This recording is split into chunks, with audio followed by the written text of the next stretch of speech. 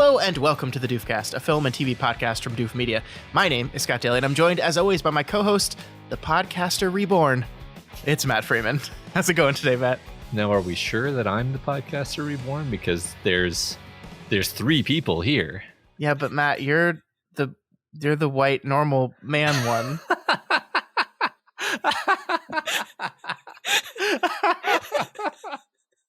Touché, sir. This week on the podcast, we have finally gotten around to chatting all about the first season of Amazon Prime's fantasy adaptation, The Wheel of Time. And to discuss The Wheel of Time, we are joined by our resident Doof Wheel of Time correspondent and co-host of the Pale in Comparison podcast right here at Doof Media. It's Malia. Welcome back to the show, Malia. It's been a few months since we had you on, and we're excited. We're excited.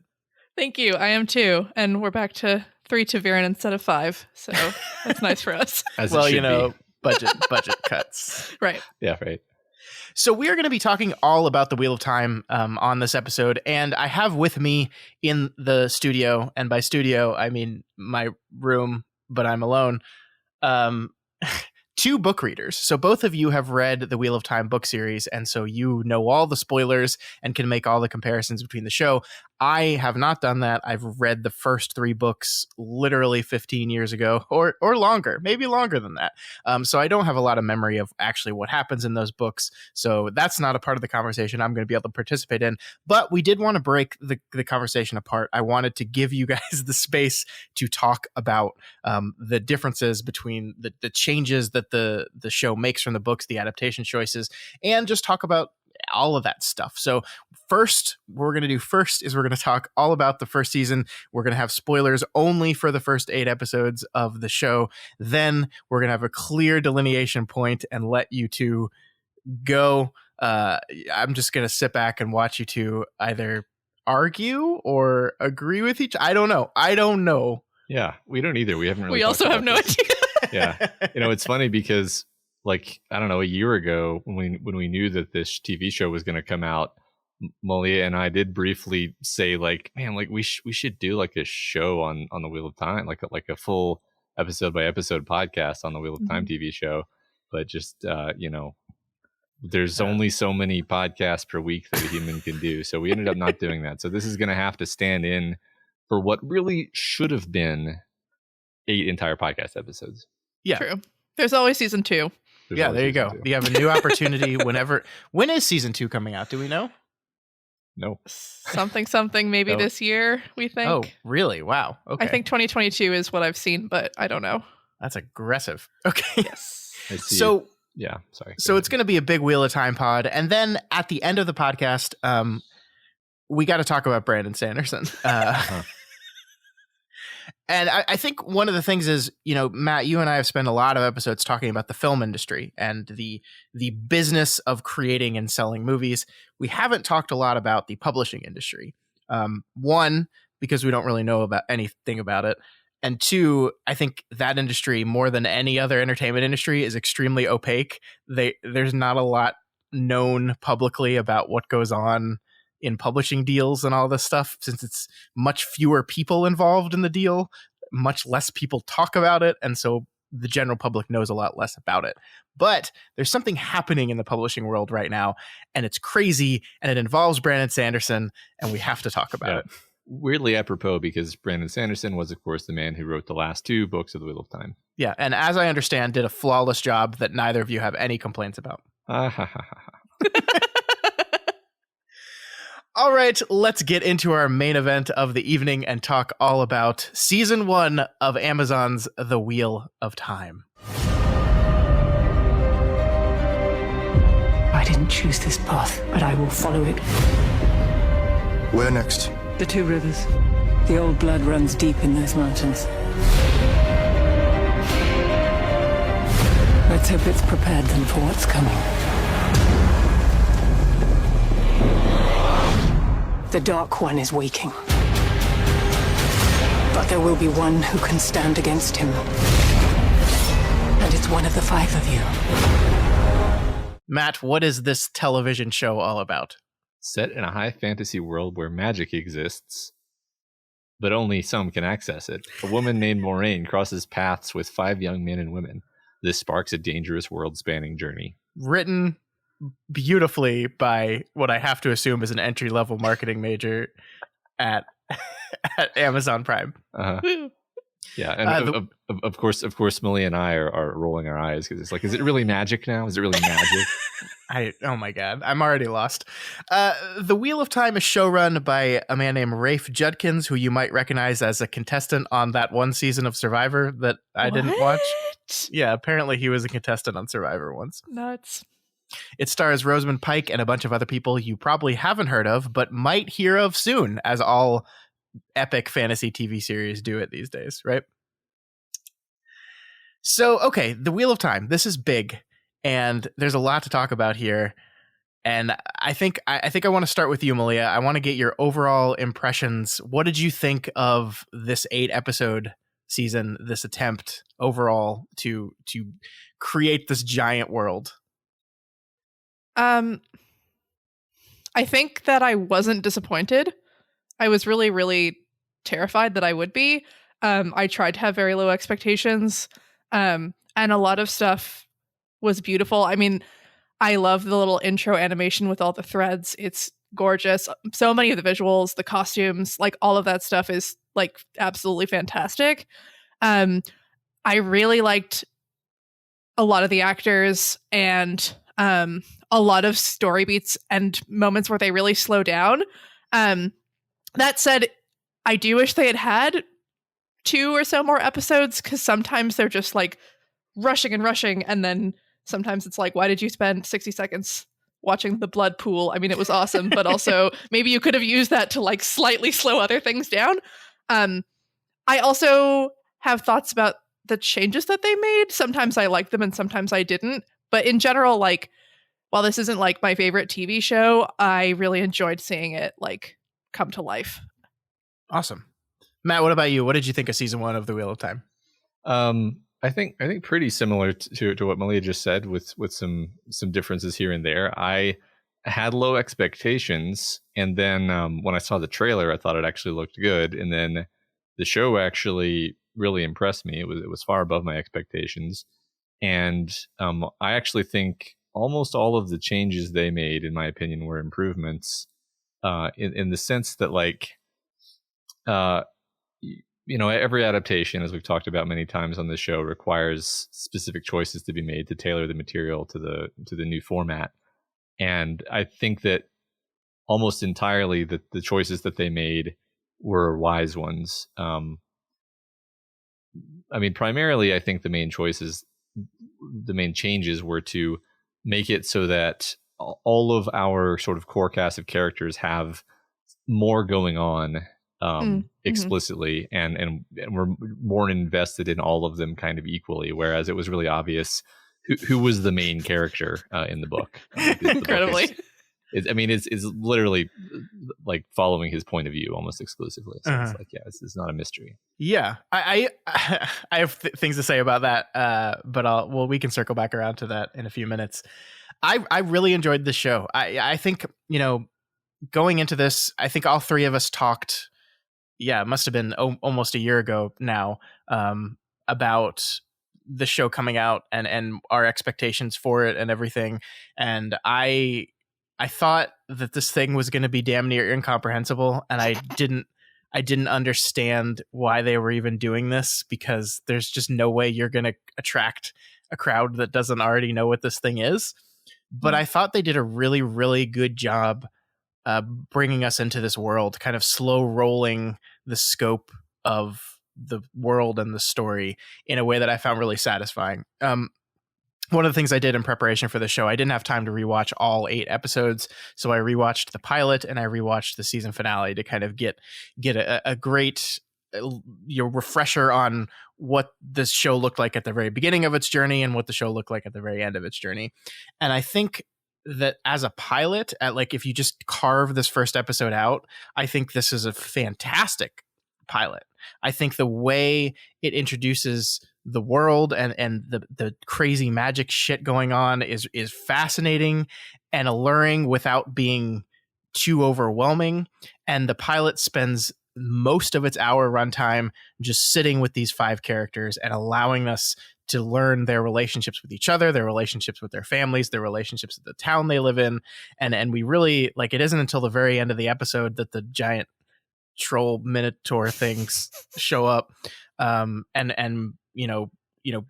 start our actual plot. And by then we have a really clear understanding of who all these people are and how they relate to each other, and the conflicts that already exist within their group before we put this added strain on that. And I really appreciated that the first episode opens almost exclusively on character.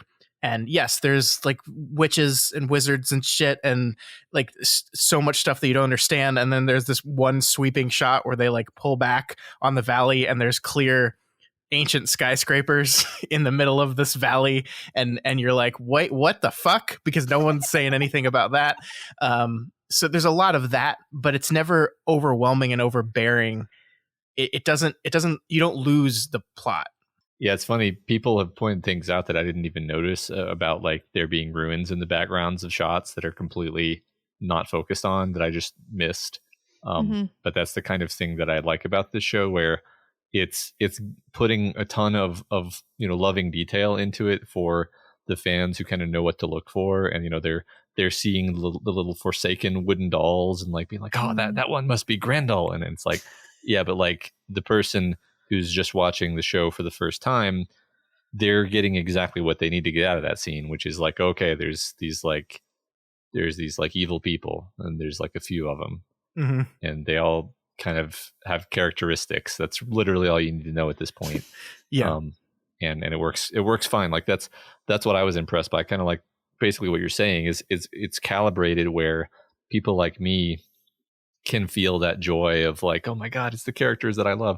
But it's still accessible, actually. I mean, my parents watched it, and they seemed to actually enjoy it. And I was like, oh, you can finally understand me. Yeah, I mean, like, there's a lot of complicated stuff going on here. Like, the Aes Sedai as an organization are, like, really complex, right? They have, like, I don't remember how many different groups to them that all mean different things.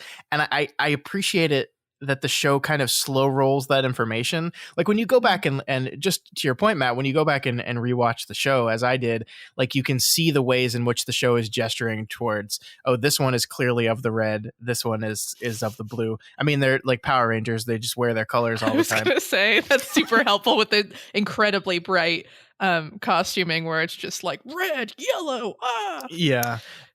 But even before you know the costuming, one thing I liked is that each of them have their ring, right? And the ring has a gem of that particular color as well. And so because like when you don't know the costumes or uniforms, it like Moraine wearing blue doesn't actually mean anything to you until you understand that her wearing blue is significant. And you don't learn that until later in the show. But the fact that each of them are wearing a ring and the rings have a different color that happens to match their outfit, it starts cluing you in onto the fact that, oh, these are like sects and they mean something within the organization. And then you can start to see how the characters interact differently. And then like, it's just like the way it slow rolls that kind of information, I thought was just marvelous, because the thing I was worried about was that this was just going to like throw a 30-minute prologue at the audience that is all about the wider world and everything, and instead it's just Moraine monologuing for like 2 minutes. There's a guy, he was bad, and he made the magic go bad and men bad, and then he's back. Oh no. Right. The end. They definitely, I mean, I have no idea how the writing process went, but I feel like, center stage of everyone's mind was, how do we navigate this? How do we not overwhelm people while clearing up like what are likely to be the main misconceptions about stuff? Like one example that comes to my mind, and again, this is kind of it's hard for me to think about because I already know all of it. But just like, for example, the first time we see, Logain, for example, he's channeling all over the place. He's not moving his arms at all. And I, as a book reader, was like, that's cool. They probably didn't do that on purpose because I'm not extending them any charity because I'm an asshole.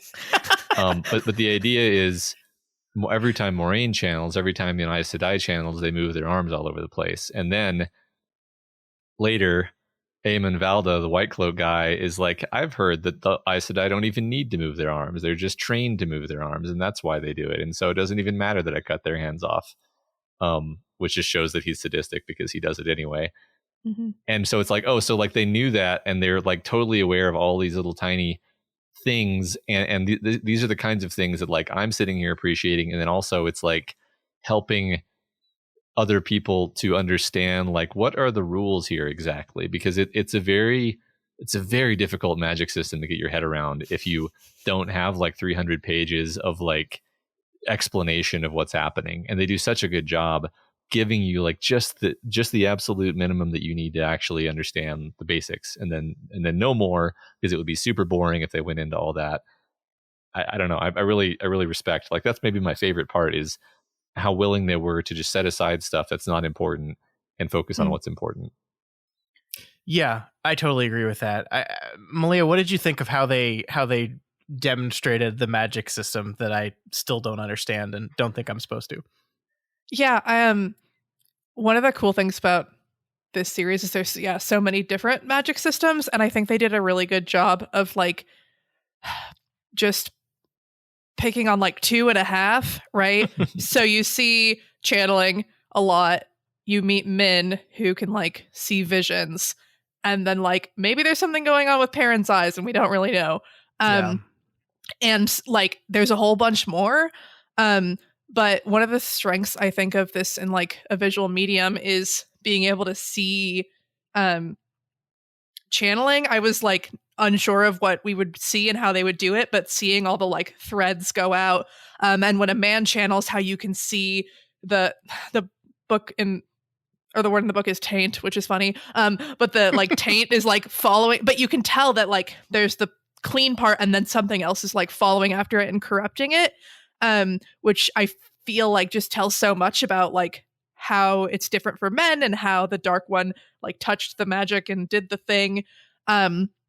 And yeah, I don't know. A lot of the things that they changed are because of like economical storytelling, in terms of like the really bright costumes that the Aes Sedai wear, and some of the like backstory things I think possibly play into tropes a little bit more, which help the reader understand quickly who these characters are, and like where they fit in the dynamic.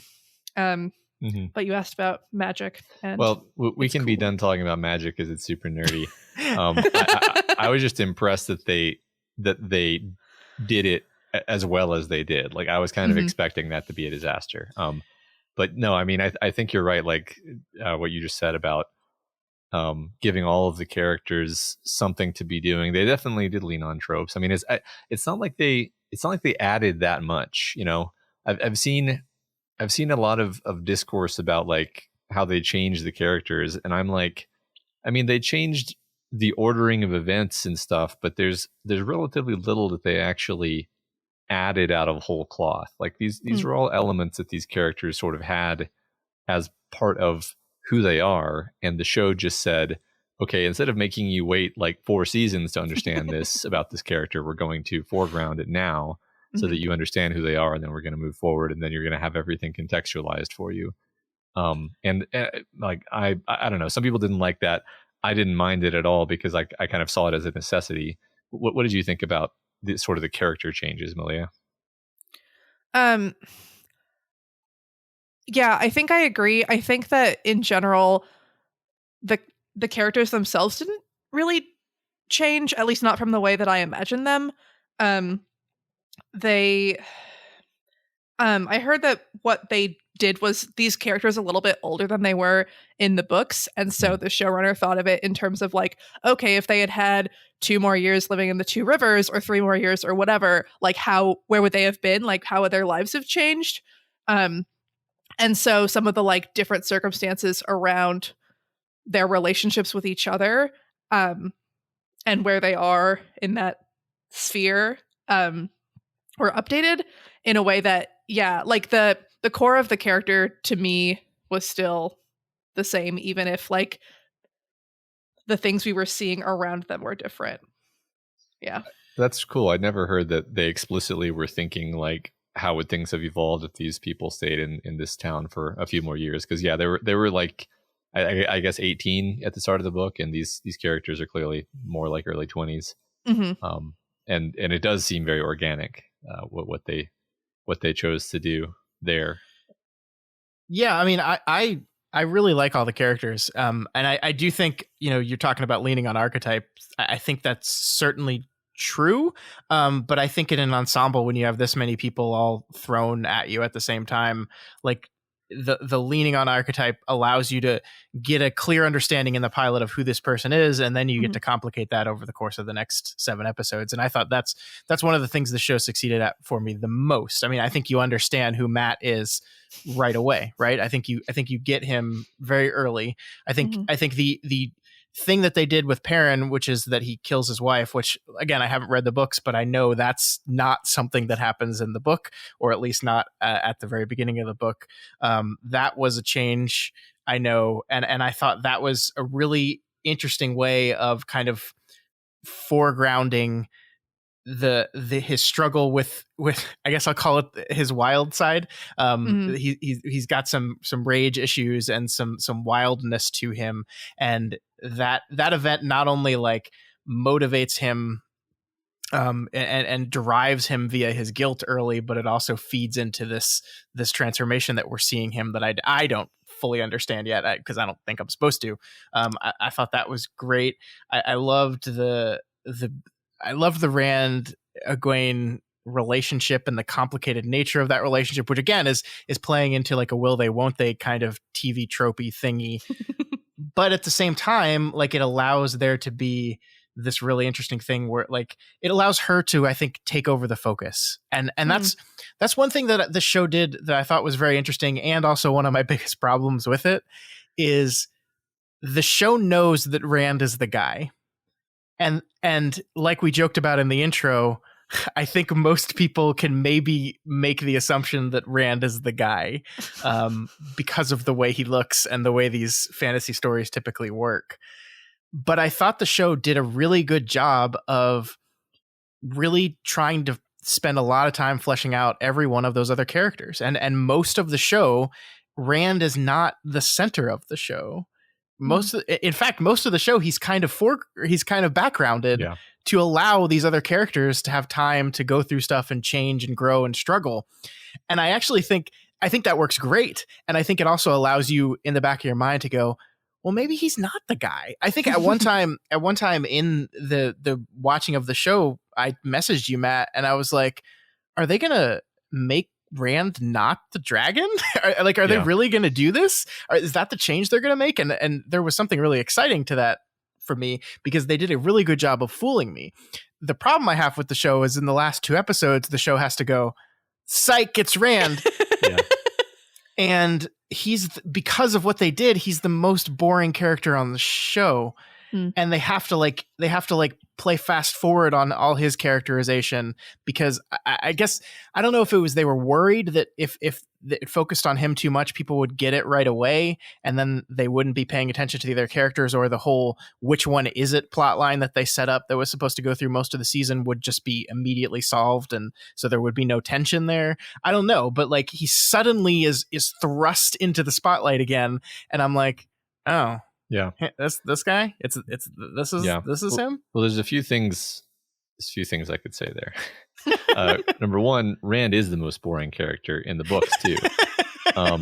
Rand, Perrin, Matt, Perrin, Egwene, and Nynaeve are all more fun, and they all have just as like interesting and important arcs as Rand. He's just the one who happens to be the dragon. This is not a spoiler, because I'm just giving you generic information about, like, sure, all of these are important characters. So in one sense, it's like, yeah, we're playing this shell game where we're trying to avoid letting you figure out who the dragon is, but also who the dragon ends up being. Yeah, it's important because he's the dragon, but also it's not that important because these are all super important characters who all have incredibly fun arcs. And again, Rand's is probably the least important, interesting, I should say. And they'll probably make it, I think they have a pretty deft hand here. So I think they'll probably make Rand more interesting in the show than he is in the books.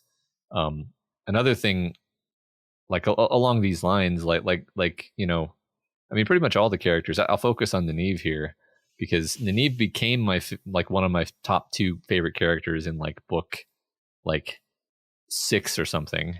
Or maybe, it takes a long time. it takes a long time, but like for the first, but like I love her. Yeah, but like for the first 2 to 3 books, she's just God. like this unreasonable obstacle who's annoying all of your other characters. And the show was like, okay, we're gonna make her your favorite immediately. And I think they did a really good job at that. And so like that's the kind of thing where I agree with your criticism about what they did with Rand, but it's like I think that after we've seen season 2, it's gonna like kind of retroactively make sense that they did it that way. Sure. Yeah. And like I think it's a more interesting show than if we had just foregrounded Rand from the beginning, for sure.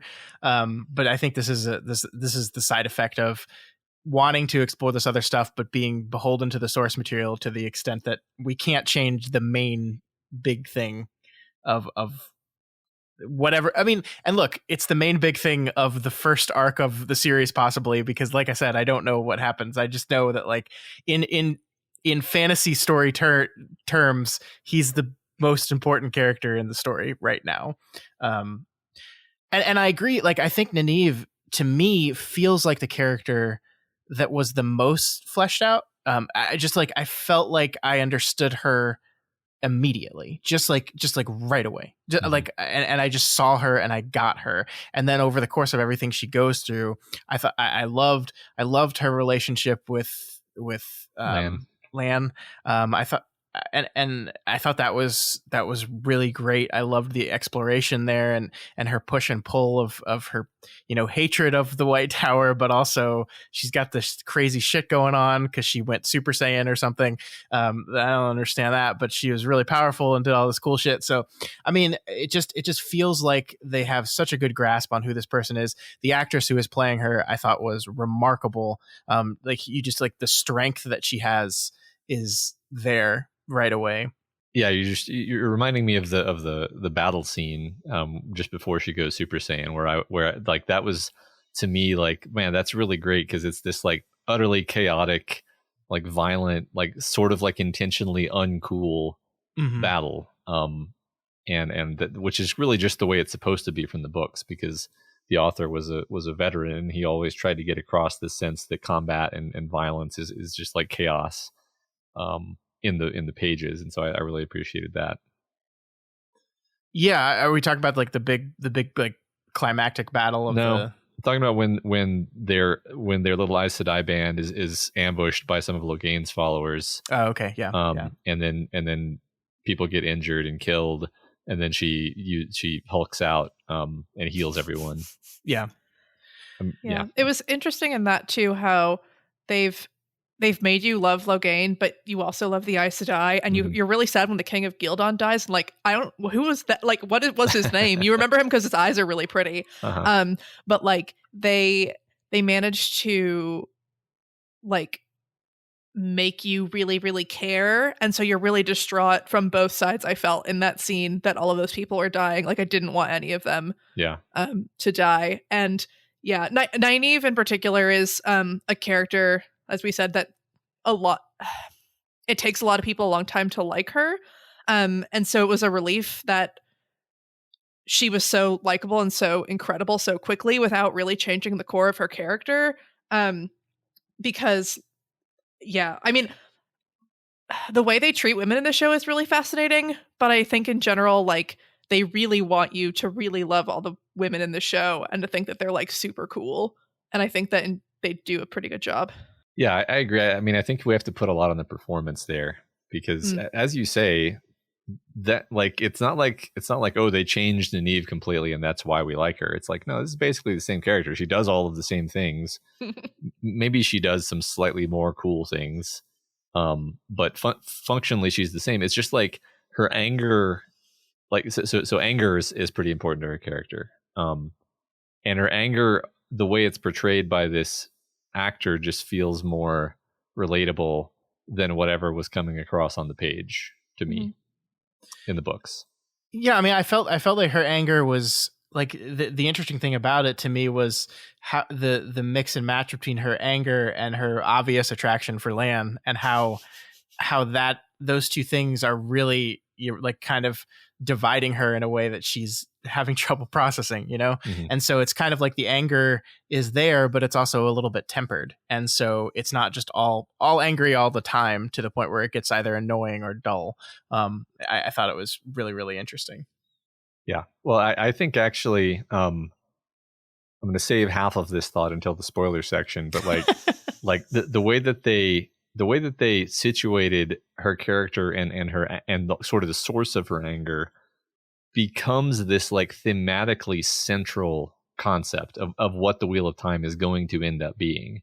In fact, I don't even, I think this is one nice thing about adaptations is that you can take a series that was written over the course of decades and you can say, okay, this is what this is what it turned into. Even the author didn't know what the thematic core was going to be necessarily. He may have had certain inclinations, but it definitely didn't cohere until much later. And so we can go back to the beginning, and in our adaptation, we can weave this theme or these themes throughout everything that we're doing. And yes, Nynaeve was angry in the books. She's angry here, but I think the reasons that she's angry are a little bit different. It's not as simple as like, oh, she just hates Aes Sedai so much, and that's it.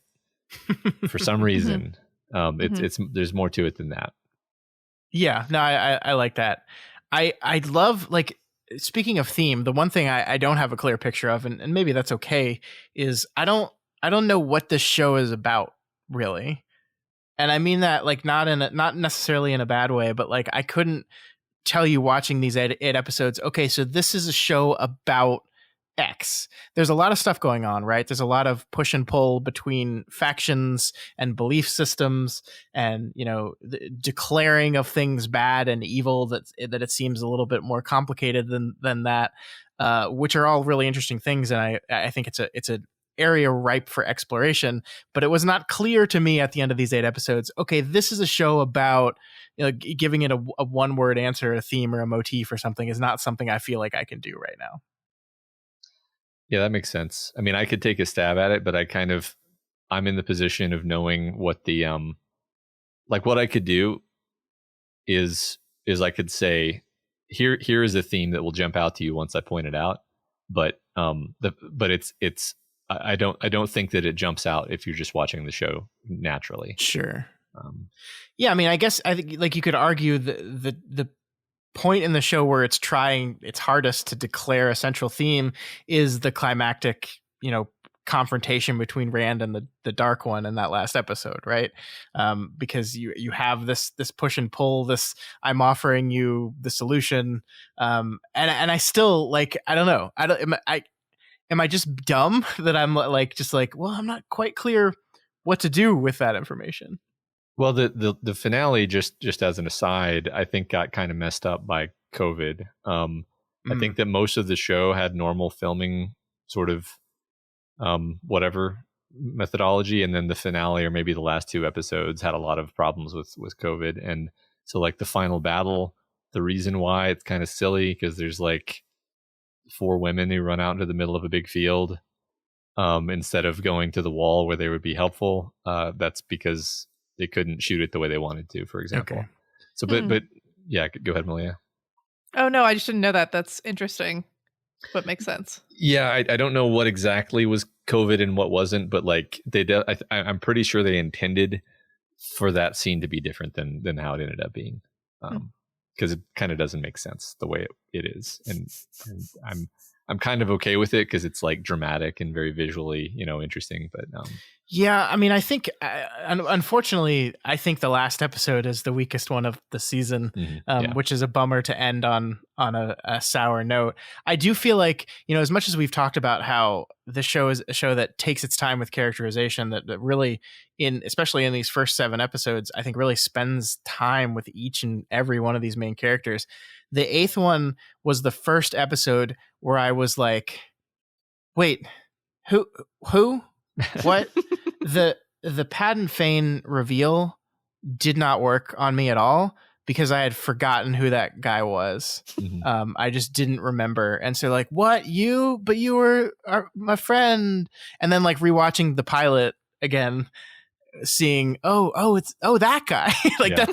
that's what happened to me. And so it was like there's a lot going on lore wise in that final episode. Like we're learning about this entire city of people that are protecting from the Trolloc armies, and all this stuff is going on. And then there's this horn that shows up, and like I'm like, wait, what is that? I mean, I know you're telling me this is important, show, but I don't understand what's going on anymore. Yeah. It was really the only episode of the series that just like that to me felt like what I was worried the whole thing was going to feel like. Yeah. They had to rush to get a lot of stuff in place. Yeah. It's funny because the Patton Fane thing, maybe you already know this, but apparently he was like in like half of the episodes, like lurking in the background. Mm-hmm. And I never noticed it a single time. Totally missed it. Oh, really? Yeah. And I knew, I know the story, so I know that he's following them, but I just never saw him. Because I think I saw him in Tarvalon or however we're saying it now. But and then Perrin points. I don't remember if that was the last episode or if that was episode 7. But Perrin sees him in Feldar or whatever. But yeah, that's true. I think one thing with Patton Fane is that I've heard that. So I don't know what happened with Matt's actor, but I know that he left the show after they filmed, I think, episode 6, and I think that he was supposed to be the one with the Patton Fane interaction, not Perrin, which would make more sense because Matt was the one who had like had that relationship with him, so maybe that could have helped like cue that. Yeah, you're right, because I mean that's like in the first episode, the only person that interacts with Patton Fane is Matt when he does his whole stealing from women he's sleeping with in order to feed his family thing, and like that imprinted on my mind this watch, knowing who that man becomes by the end of the show. But on the first watch, it did not at all. And I think having Matt be there to have that interaction to remind us of that relationship would have maybe made that the reveal of him at the end work on me. But yeah, as it stands, I understand that's like, this is the thing about television. This is the thing kind of I love about TV, and it's so different from storytelling in movies, is you can get crazy shit like this that just happens, right? Like you can get like COVID coming and fucking up the last 2 episodes of your show. You can get actors having to drop out and you have to work with it. And a lot of times the cool thing about TV is the requirements there, the fixes there lead to something brilliant and new and exciting. And sometimes they lead to stuff that just doesn't quite work. And that's kind of where I felt we were here. It's unfortunate. I'm not going to blame them for an actor dropping out, but it hurts the final product. Mm-hmm. Yeah, I agree. And this stuff about the horn and all that, it's like, you're like, I literally have no idea. I can empathize with just having no idea. Like, what is this? Why are we talking about this? Oh, like, okay, we are literally, this is a post-credit stinger, effectively, where we're just setting something up for the next season. That's all we're doing here. Sure. Yeah. Seems like it. Yeah. Yeah. But I mean, it's okay because the good guys won and the story's over. Yep. He beat the bad man, right? So he beat him. Well, it's done. So that's what's kind of funny is the first book of the Wheel of Time. So like the book series, The Wheel of Time is a artifact that I have a lot of complicated feelings about. Because the first book of The Wheel of Time was written in such a way that Robert Jordan didn't know that he was going to get to write anymore. So he sort of ended it in a way where you could feel satisfied that was the end. And so he ended the book with like, and then it appears that Rand has defeated the Dark One, apparently, if you don't think too hard about it. And then of course you really like, as the second, get around to the second book and you're like, okay, that's not really what we saw happen actually. And then we move on from there. And so the show is taking a story that was really written to stand alone and then kind of massaging it to be like, okay, we know this isn't the end because we know there's a season 2. But definitely like there's kind of a lurch feeling at the end of the season, because you're like, hey, they won, right? Wait. Yeah, how am I supposed to feel about this? Because I felt good, and then Moraine almost comes immediately after that and goes to Lan as like, you should not feel good about that. Yeah. So that's sort of my memory of the end of book 1. I don't know if that was something they changed after more books came out, but I feel like she says like, oh, Rand thinks that he like beat the Dark One, but he didn't, or something at like the very end. Yeah. It's kind of cool structure though, because the one thing I didn't expect in season 1 of a show that is based on 16 books is for our main character to fight the big bad guy at the end of the first season. And win, That's one thing I just was not expecting. And so like, oh, we're like doing this now, and everyone's calling it the last battle. I was like, okay, sweet. I guess this isn't going to go well for him. And then it starts going well for him, and you're like, huh, okay. And then of course, yeah, they kind of hint towards more complicated stuff. What did y'all think of, I mean, like the big, I guess, thing that's not exactly hidden in this show, but is kind of hidden, is the idea, obviously the wheel, and at the beginning of the final episode, we have the 3,000 years ago flashback where we see they're living in like a futuristic sci-fi city. And I think I knew that about the series without reading it. I think I had like culturally osmified the idea that because it's cyclical, that like once upon a time there were super advanced technology and now they're in like a dark ages. So I knew that, but I couldn't help but feel bad for the person that's the random person that's enjoying the show, tunes into the finale, and then suddenly we're in sci-fi showtime. And I like, it's just like, whoa, okay. Yeah. Sure. Yeah, I think it's asking a lot of people. I'm not going to deny that. I'd ask my parents questions occasionally and be like, what did you think about this? Just like literally just to be like, I want to hear whether they got it or whether they were confused or what exactly. I think that they got that that was the past, and the past had high tech, and now we're in a dark age. And that's really kind of all you need there. Sure. And of course, it's not like tech. It's like one power tech. Yeah. I'm not sure if that was quite as transparent. But yeah. Anyway. Yeah. I watched the show with my wife, and she really enjoyed it too, and had not read, of course, any of the books. If I've only read 3, she's not going to read any of them. I think she turned to me at one point and was like, "Should I read this?" And I was like, I mean, I haven't. Even super fans like me will often be like, "You should read the first 7, and then think really hard about whether you want to keep going." Yeah, but I mean, my wife really enjoyed the show for the things that it was doing the best, I think, which is those character interactions. She really liked Nynaeve. She really liked Lan. She really liked Moraine. We haven't talked about Rosamund Pike yet, who is like, she's like doing all the heavy lifting of the show in the way that she's the only recognizable actress on the show, and therefore has to carry like the weight of every person who has no idea what this property is but knows who Rosamund Pike is.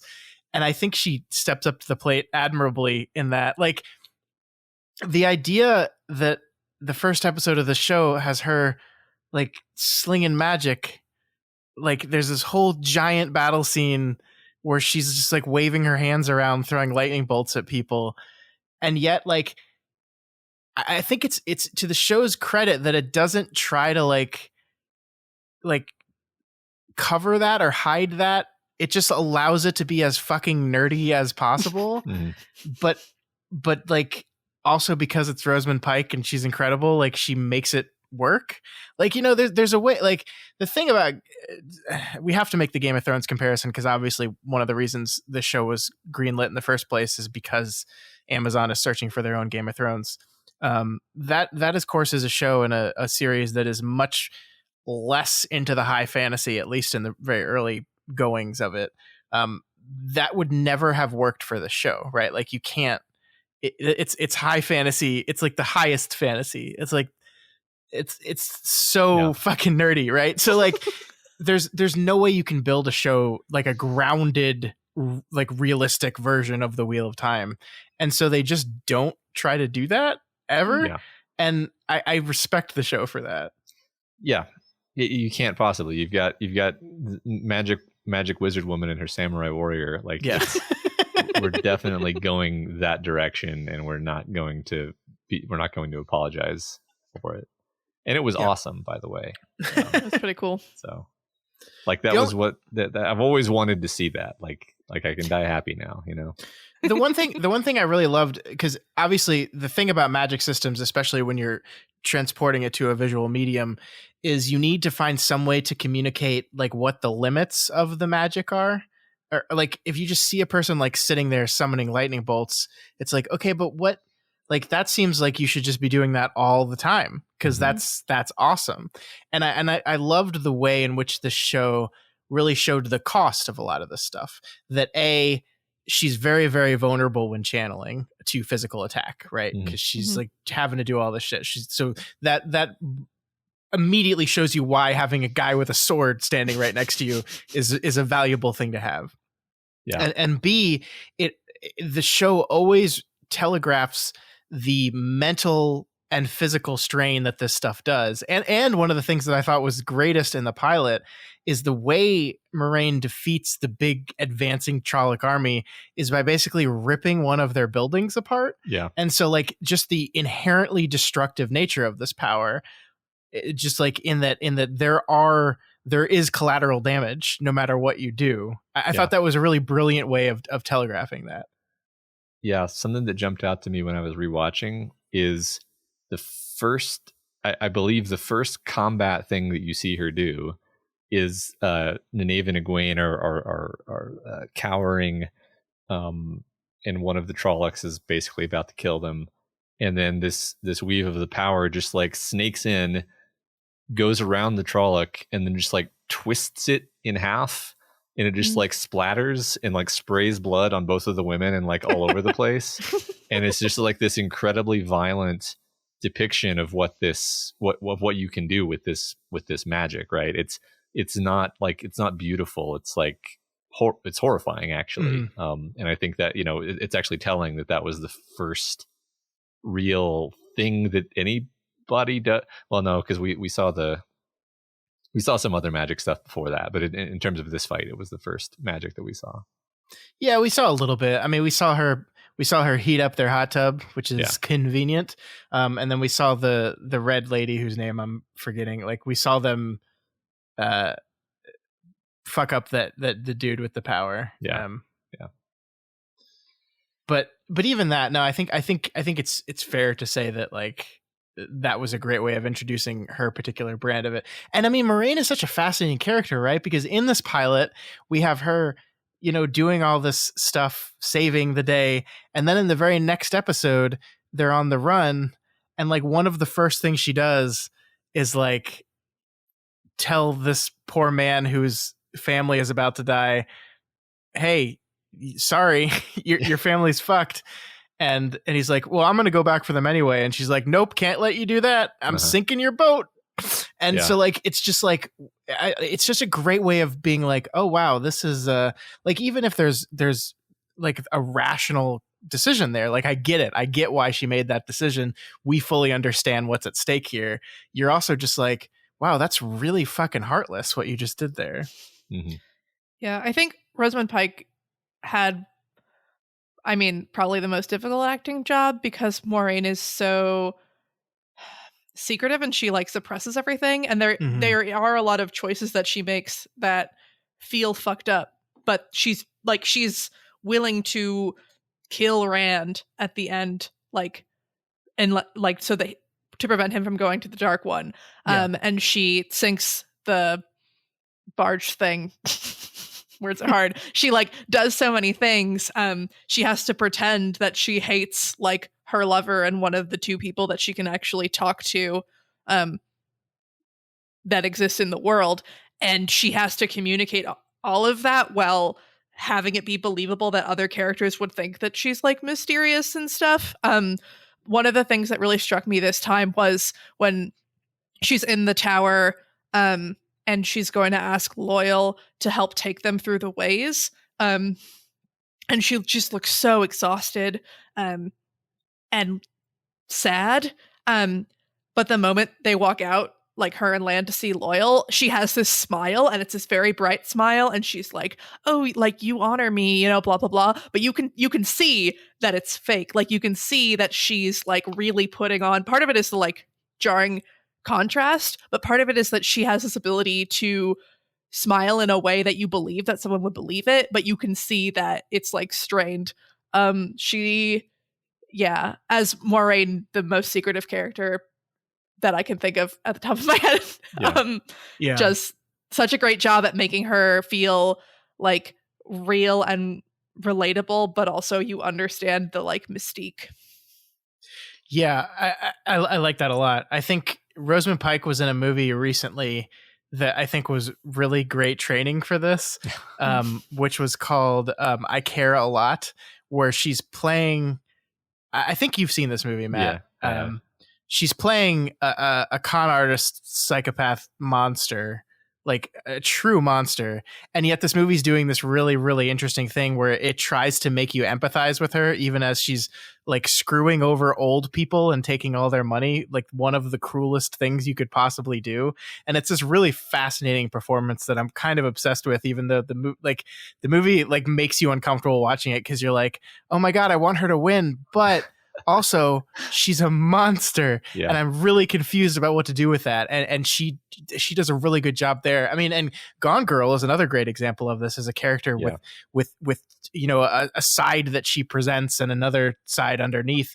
You know, it was the perfect casting because you're absolutely right. I mean, speaking of reveals that didn't work on me, man, the reveal with her and the Amerlin seat, I haven't read the book, so I didn't know that was coming. And I was like, oh shit, that one worked on me big time. That was so amazing. And just the way the show handles that whole interaction where you're like, I earnestly bought into the fact that she's screwed.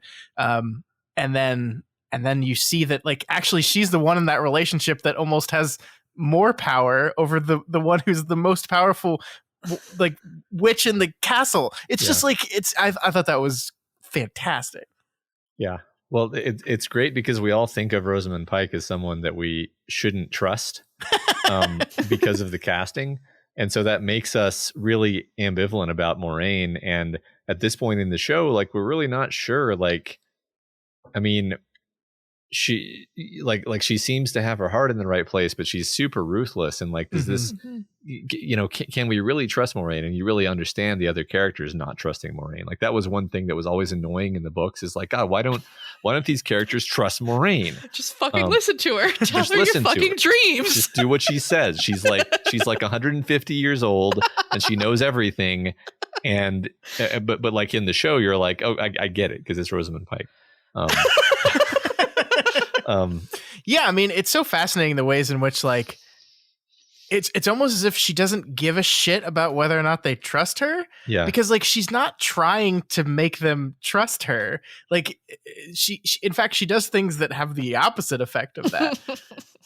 Yeah, it's like she knows in a lot of ways she has them over a barrel, and it's like, I don't need to convince you of this shit. You're gonna die if you don't come with me. So fuck you. Right. Yeah, I love it. I love, yeah. You mentioned the romance with her and Swan, and I don't think it's a spoiler to say like the only way in which that's in the books at all is just like an offhand mention of like they use a phrase. I think it's like pillow friends or pillows. Pillow friends is the phrase they use, which basically if you're like 13, you literally just read as like, oh, they were friends and they would have sleepovers.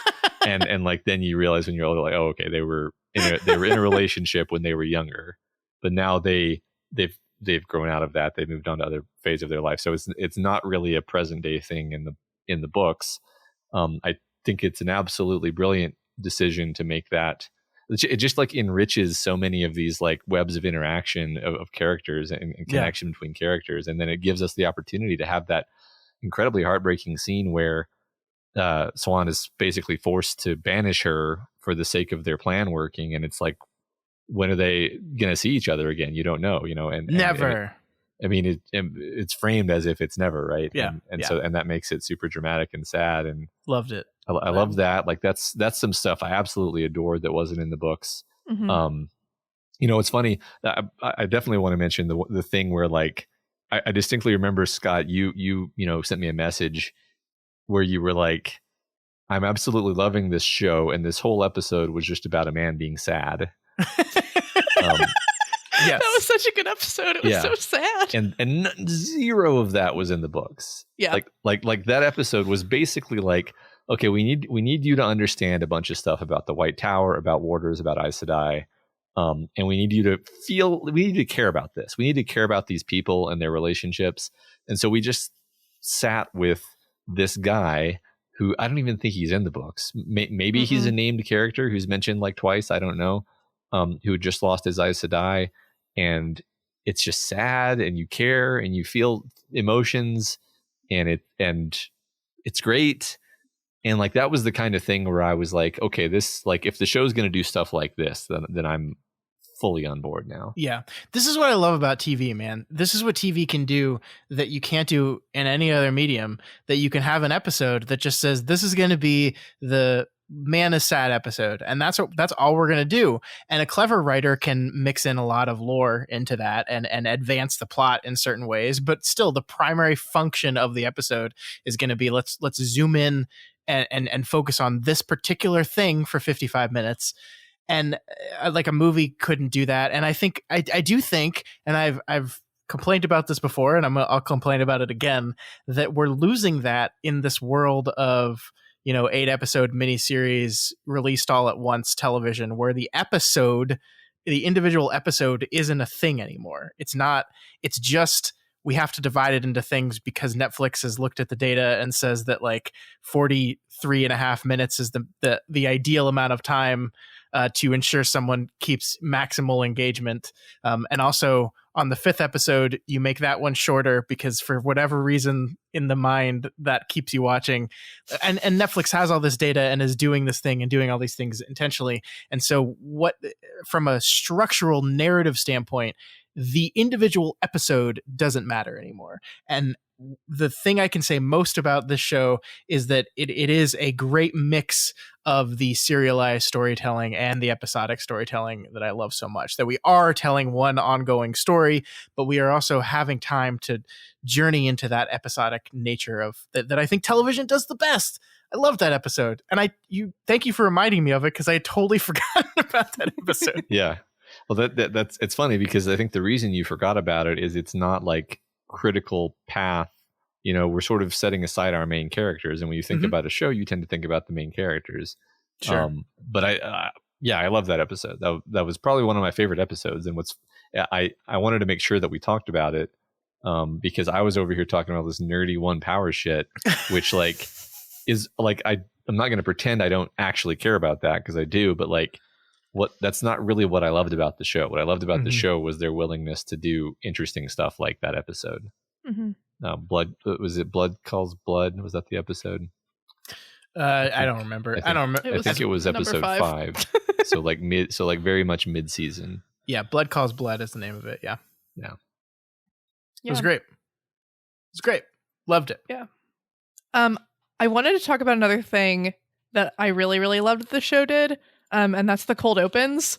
They were absolutely fucking incredible. Like I was writing in my notes, I was like, oh, I really want to talk about the Nynaeve one where she like fights the Trolloc, and like a lot of them didn't necessarily even really have words. And then she's like in the pool, and that whole thing was so awesome. But then I was like, oh, Rand's birth mother, I have to write about that one because like she's so fucking cool, and she's like spinning around with the spears and the spear chick, so man. fucking cool. And then it was like, oh, but then like the one in the past where you see the whatever, and then it was like, oh, the one with Logain where he like goes and you see the like the power manifest into the like 2 fucking scary things that are in his brain telling him to murder everyone. Oh my god. And then there's Swan as a child. Like they're just all so good, and these just like little nuggets of either like they tell you so much about those people. Like I feel like you fall in love with Logain very quickly, and you're like, wow, that redheaded chick is like super fucking cool. And like Swan is in one episode in this series, but she just seems like such a huge presence. And I think part of it is you see her backstory, which then connects to the line about the whole Swan Sanche, clever as a pike, that Moraine says and makes you like cry or whatever. And it just, they were just all so freaking good. Yeah. Yeah, it's funny because like they managed to keep all the whole like Swan uses nautical terminology constantly thing, God. but like did it in a way that wasn't super corny, which I was shocked by. I was like, they're either going to drop it or it's going to be annoying. But it's like, no, they just did it and it just worked. Yeah, cold opens are another thing that I love about TV, and you're right. I'm so glad that this show used them and used them well. Like the Spear Maiden chick, like almost single-handedly made me like Rand because his mom was so cool. I think that was fantastic. Apparently they were, I didn't notice this while watching it, but apparently they were doing all of these highly complex and difficult things with the camera during that fight scene, which I didn't actually go back and watch that specific scene yet. Yeah, but like, I'd have to rewatch it. It's basically stuff like the camera is like moving quickly through the scene as they're fighting in ways that are, it's just apparently really hard to do that. I've read. Awesome. Yeah, that was one part too where I felt like they spent a really long time on it, but I was really happy about it. Because you see her kill like 5 dudes or something, possibly more. But they're not all there at once, you know. You see her kill one, and then you see, oh my god, is she having contractions? Is she pregnant? What's happening? And it just goes for a really long time, and there's no dialogue. And like sometimes there were moments where, again, like I think that sometimes the show felt like it was moving a little bit too quickly. Like I wasn't sure if other people who hadn't read the books would be able to follow, but like it was so worth it for spending like 3 minutes just watching this woman like murder people while having contractions. Like so fucking good. Yeah, I remember turning to my wife and being like, could you do that while in labor? The answer was no. No? Okay. No. Well, that's just, I mean, it's disappointing. It is. I mean, that's such great shorthand, being like, not only are the Aiel the ultimate badasses, but not only is she going to kill 5 guys, she's going to kill 5 guys while in labor. That's just like perfect film language for like these people. I mean, not that we know what that word I just said actually means yet, but we're front loading the idea that, okay, there's some people who are really badass warriors who know how to use spears really well. So. And you see we haven't talked about Tom. Yeah. Tom and Matt like cut down the Aiel who was captured and who died, and so you get like a brief like, if they're wearing their veils, they're dangerous, and oh yes, they're very tall and they have red hair. Moving on. Yeah. Does that sound familiar? Like, yeah. That's a good point. All the Tom stuff I thought was great. The whole interlude where, you know, they're in the little village where they meet Tom. Like, I just like, it's interesting because like that episode, that sequence of events was sort of like 9 different chapters and like 18 different like plot points like crammed together, but like it worked perfectly. I was like, oh, like this is so much more elegant and economical than like them visiting a whole bunch of different towns and running into a whole bunch of different people. It just was great. I just was like, okay, this, like, again, when I talk about like the changes being positive, that's the kind of thing I'm talking about. And I what's her name? Dana, the like dark friend, that was so chilling. When she, you know, turns and like locks the door or whatever and says like, oh, I shouldn't have braided my hair, it's too much like Egwene, and you know that Egwene's name has not come up. And I feel like they also made the, like, you're not like, oh yeah, I agree with you, the world should be destroyed, but like she has a somewhat plausible, like she's like, suffering should end and you can do it by making everything stop. Which was like a somewhat compelling reason. I really liked her. Like, I really, really liked her. And it was a weird feeling. And it also made it feel like, oh, Dark Friends could be anywhere. Because we don't come across too many this season, I don't think. I'm not sure any more than her and Pat and Fane. Yeah. Well, and I guess there's some with Pat and Fane. But right. But just that shock for me made it feel like, oh, fuck, they could be anywhere. And they could be anyone. And they could be like these completely lovely people. Yeah. I agree. Yeah. I loved her turn where she just goes, her personality changes. She becomes creepy. And you kind of like her enough that when Tom kills her, you feel bad about it.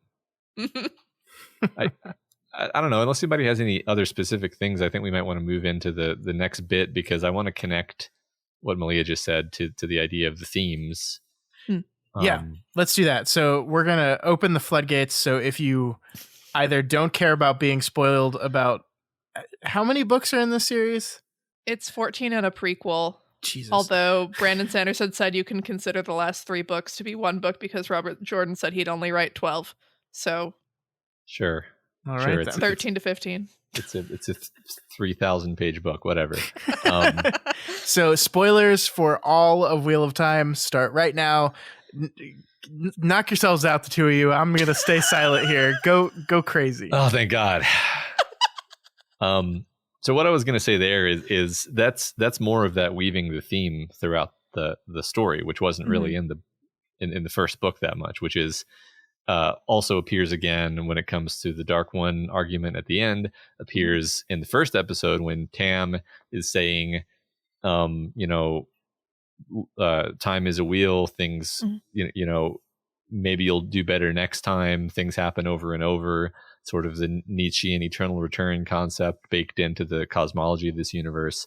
So the idea is basically like fatalism versus hope in a world. It doesn't just have to be in a world where you have cyclic time. It can be in any world where there's this argument that the Dark Friend put forth, and that the Dark One also kind of puts forth in a different way, which is like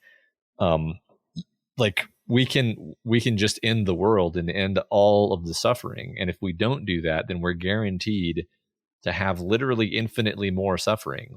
The wheel's just going to keep turning. Like when Tam says, "But the wheel keeps turning," it's positive, but you can say that in a different tone of voice and be like, "Holy shit, this, like, my life sucks. I'm going to be reborn, and my life's just going to suck again, and then the wheel's going to come all the way around, and I'm going to be born again and have a shitty life again." Like it becomes like the philosophical idea of ending the world to end this cycle of suffering is compelling. Like that's why it's in like it's the idea of samsara. It's the idea of the Buddhist concept of rebirth. You want to end the cycle of rebirth. Like that's the actual goal of Buddhism. So it is a compelling idea. And then counter to that is the idea of sort of a Lord of the Rings, it's a world that's worth fighting for, even if there's suffering in it, and there's beauty and goodness and love, even if there's pain and suffering as well. And the book eventually comes around to pitting these ideas against each other and having really a very kind of intense thematic crux. And the show has the opportunity to put that in from the beginning, and I think it works fantastically. So I'll stop there. That's I didn't even really spoil anything other than the fact that that's basically the theme of the story. Yeah, I was like, wow, I'm impressed.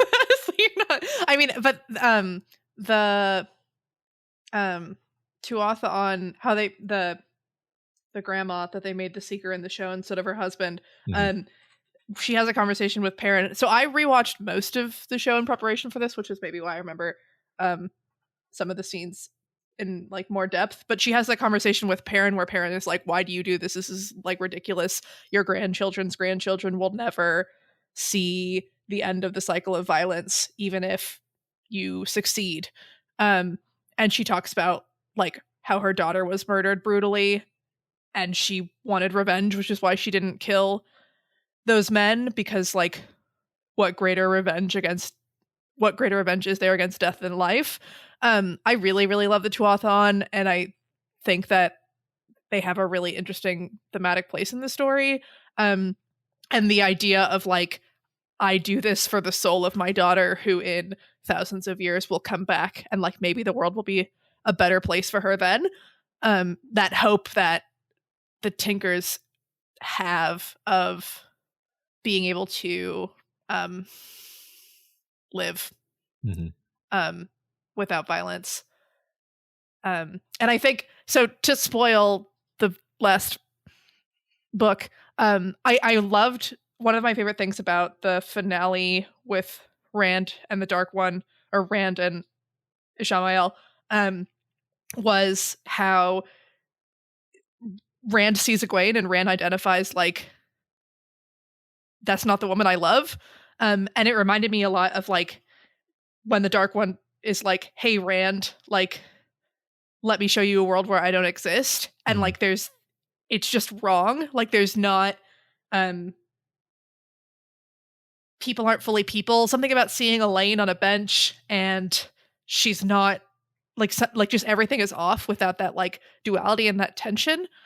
So I liked that they had that there. I liked that Joya was there, the baby, because that was exciting.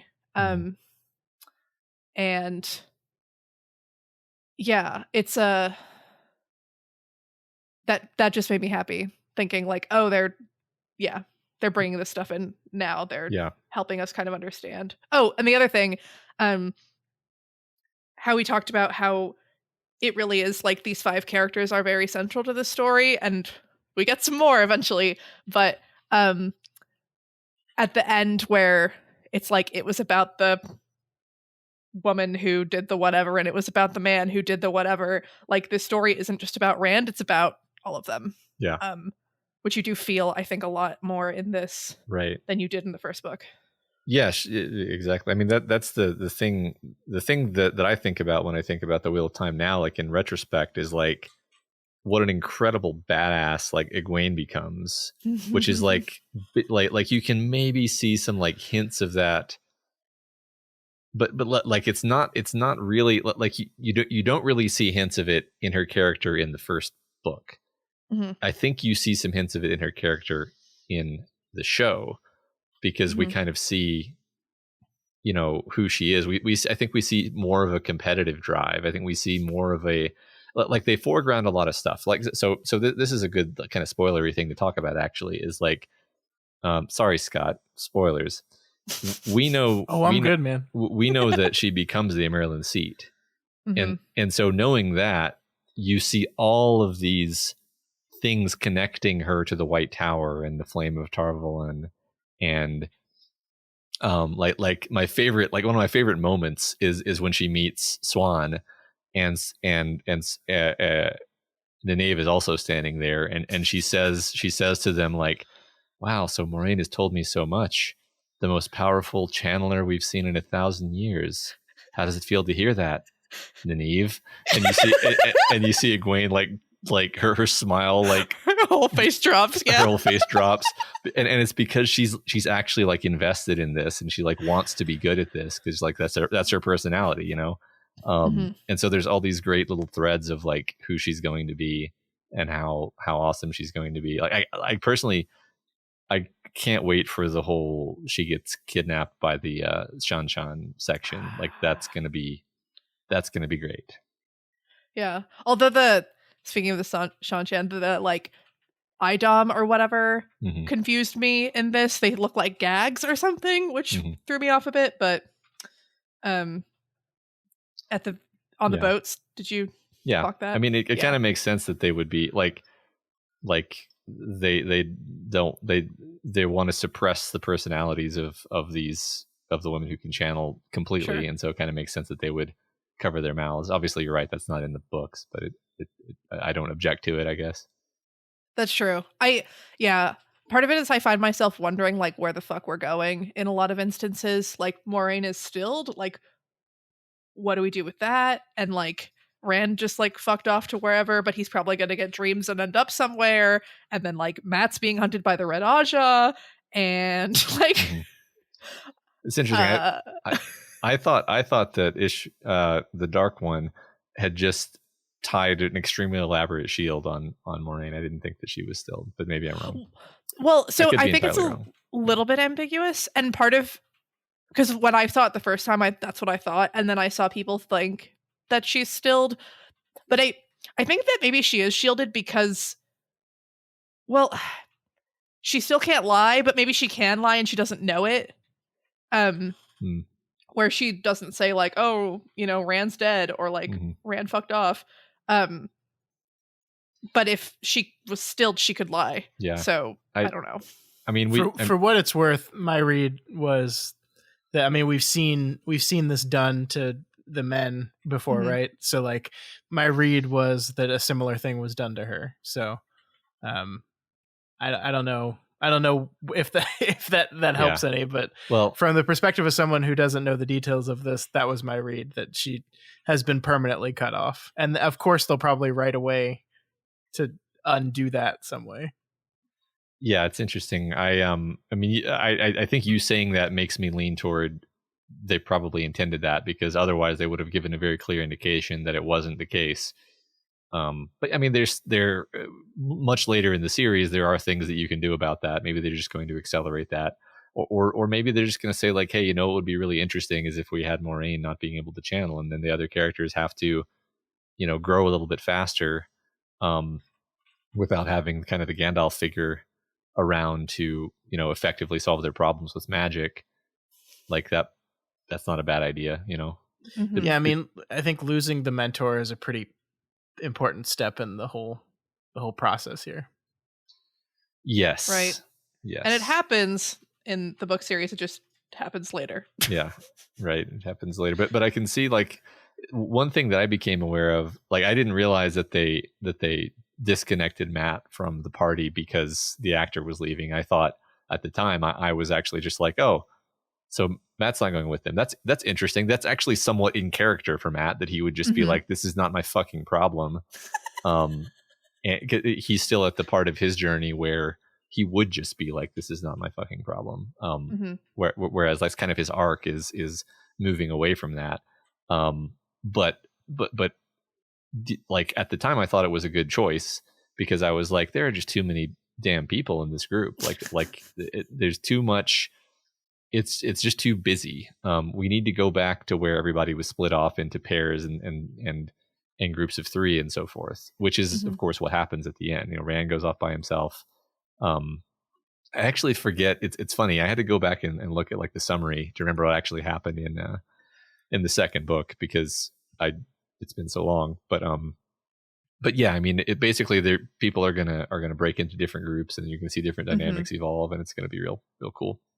I'm glad they're allowing that to happen, because I agree. Like, the show is at its best when everyone's split off and doing their own thing, and you can like immediately feel the weight of having all these characters together in the same scene, and you're just like, yeah, there's too much here. There's way too much.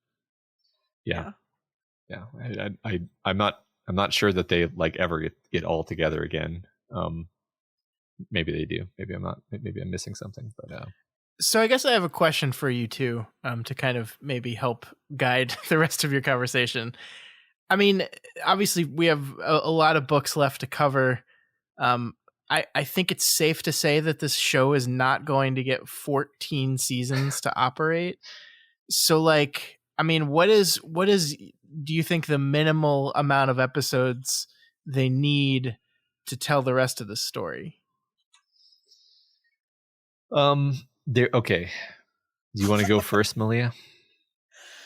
Yeah, so there's a really big chunk in the middle of this book series that I liked reading, but basically nothing happens. Particularly with like Perrin, you could really cut down books like 7 through 11 with Perrin into like 2 episodes. Yeah. And a couple of other characters, like some certain characters, I think Matt and Perrin each just straight up aren't in one of the books, which was interesting. Yeah, that sounds familiar. We can just leave a lot of these books aside. I agree with that. I also hope that Elaine is never a character, and so that'll save us a lot of time. Oh, they cast her. Oh, that's a shame. I mean, I'm sure, Elaine.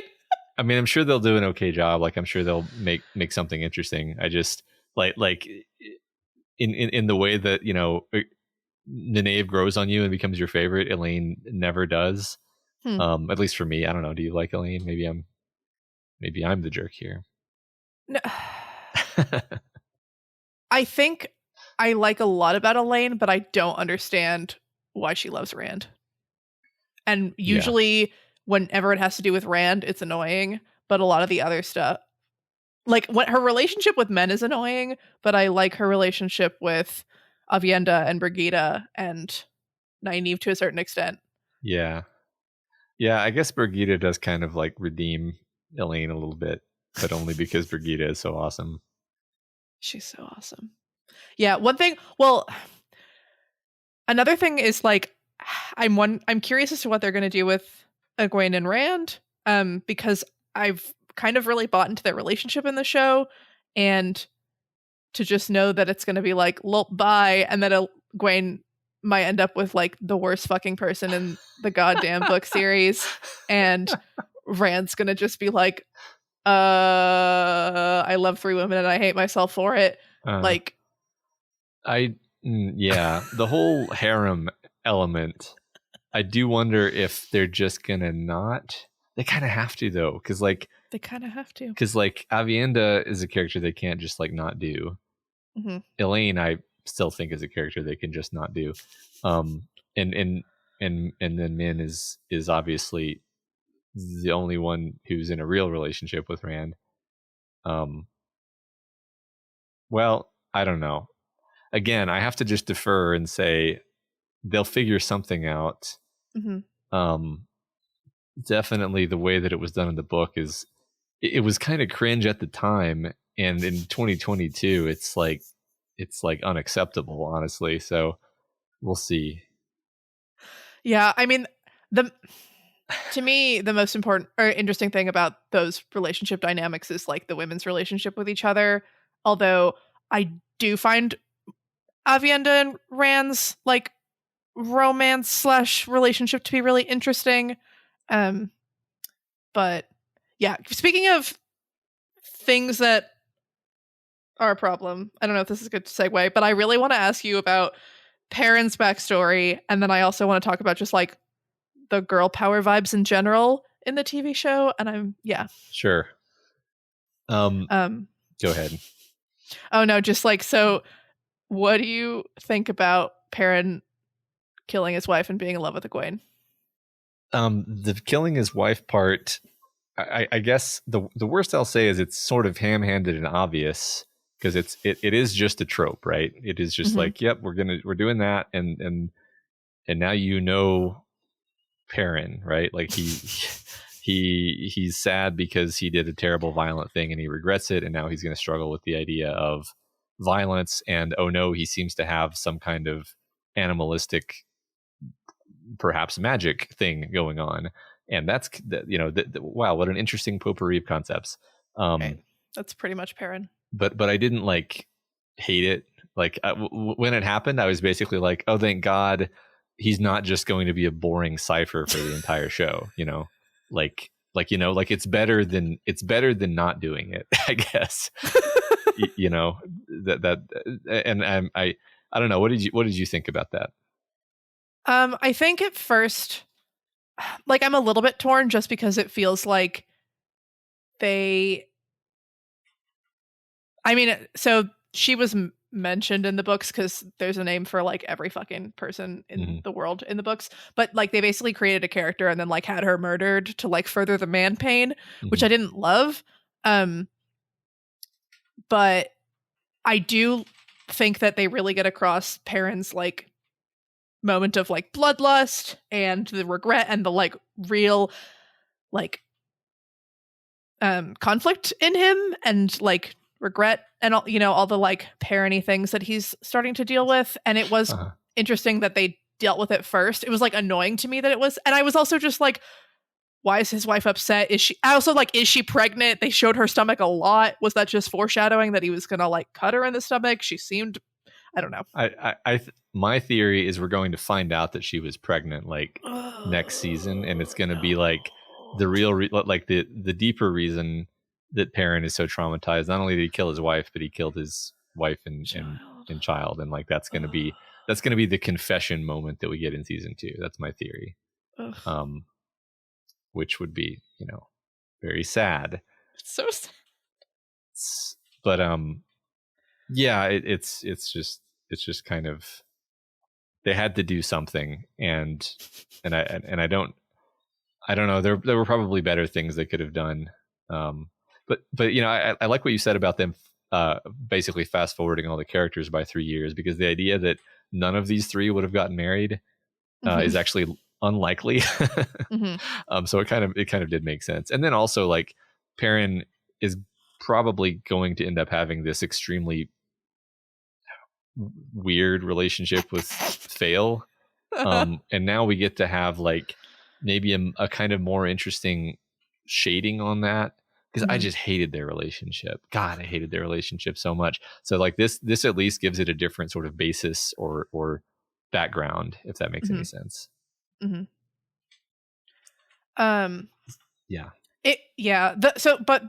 the whole Egwene thing felt a little bit soap opera-y to me, but it's weird because in the books, I think in that whole traveling with the Tinkers part, Egwene and Perrin have like really great chemistry, but it feels more like as friends.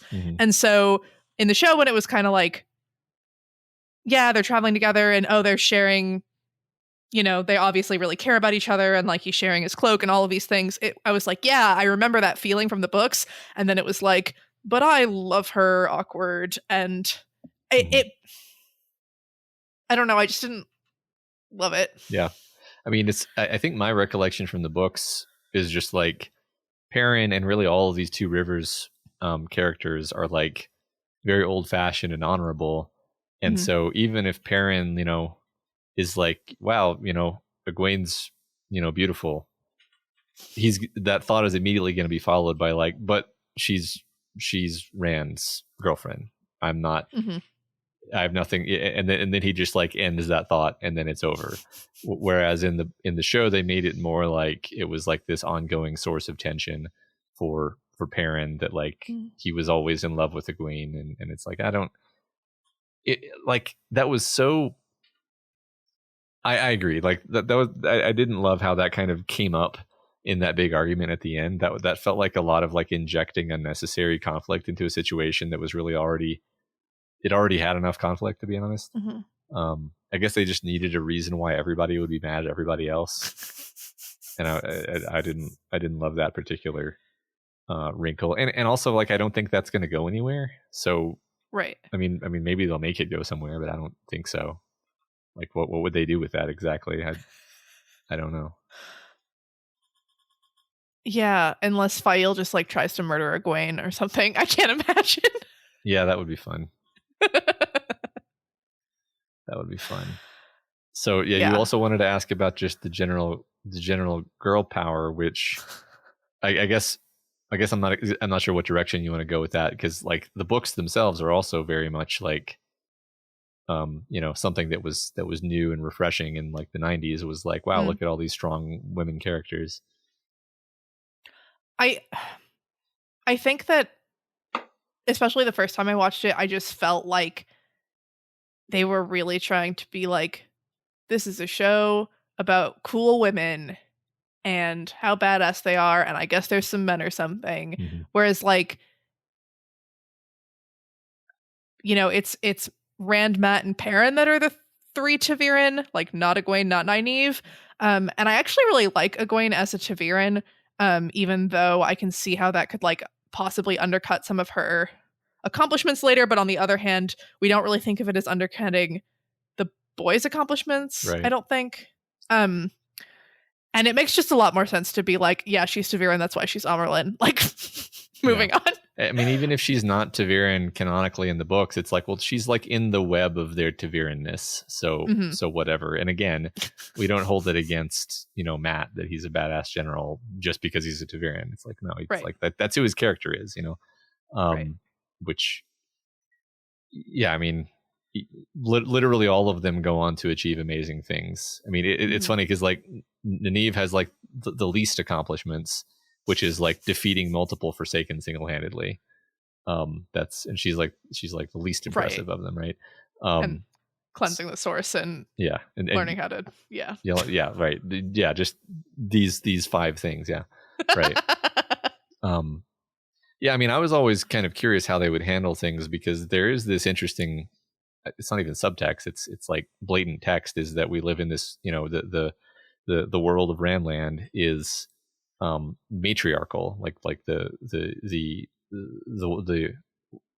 White Tower has been the center of political power for at least 1,000 years, and it's all women, and so it allows a lot of interesting conversations about, you know, I don't know, gender and power dynamics and all these things, which I think the closest we get to talk to sort of addressing that in the show so far is like the White Cloaks are obviously a masculine institution of power, and they're held in obvious contrast to the White Tower, which is the feminine institution of power.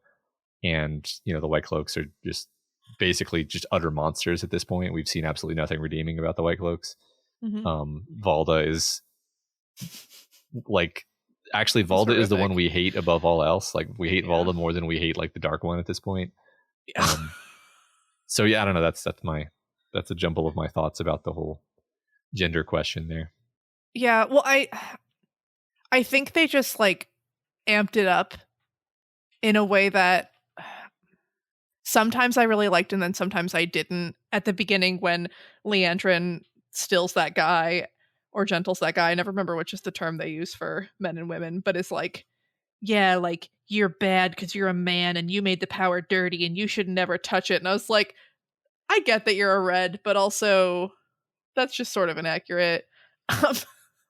And then in the Tinkers and in the Emmons Field, they change who's in charge, where with the Tinkers it's the grandma, not the grandpa. And then in Emmons Field, like, you don't learn that Egwene's dad is the mayor. In fact, he seems like subservient to his wife, and you learn about the women's circle, but you don't learn about the town council, which is made up entirely of men. And I just feel like maybe they didn't need all that shit. It's like there's too much and we leave Emmons Field and we're done. But sometimes I felt like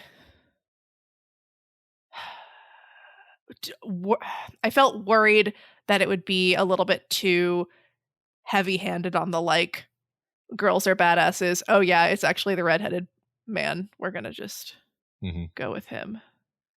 I don't know. I it does seem like they're being more explicit about like, this is a matriarchal world. And you know, I think that the books just suffer from a lack of clarity on some of these points where it's like, okay, what does that mean exactly? Like Rand, for example, in the later books is constantly having like personality clashes with all of these I mean, mainly women, because it's the women who are in most of the seats of power.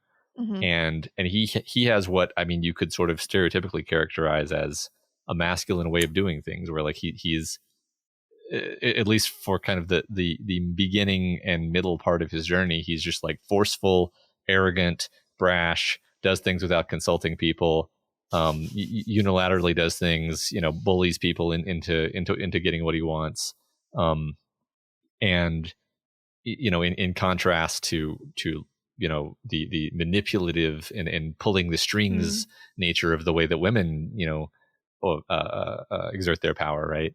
This is all the way the book conducts these things, and it's like, how much of that is going to make it to the page, to the screen? I mean, do they even want to do that? Like, are they going to be saying the same things, or are they going to be saying slightly different things?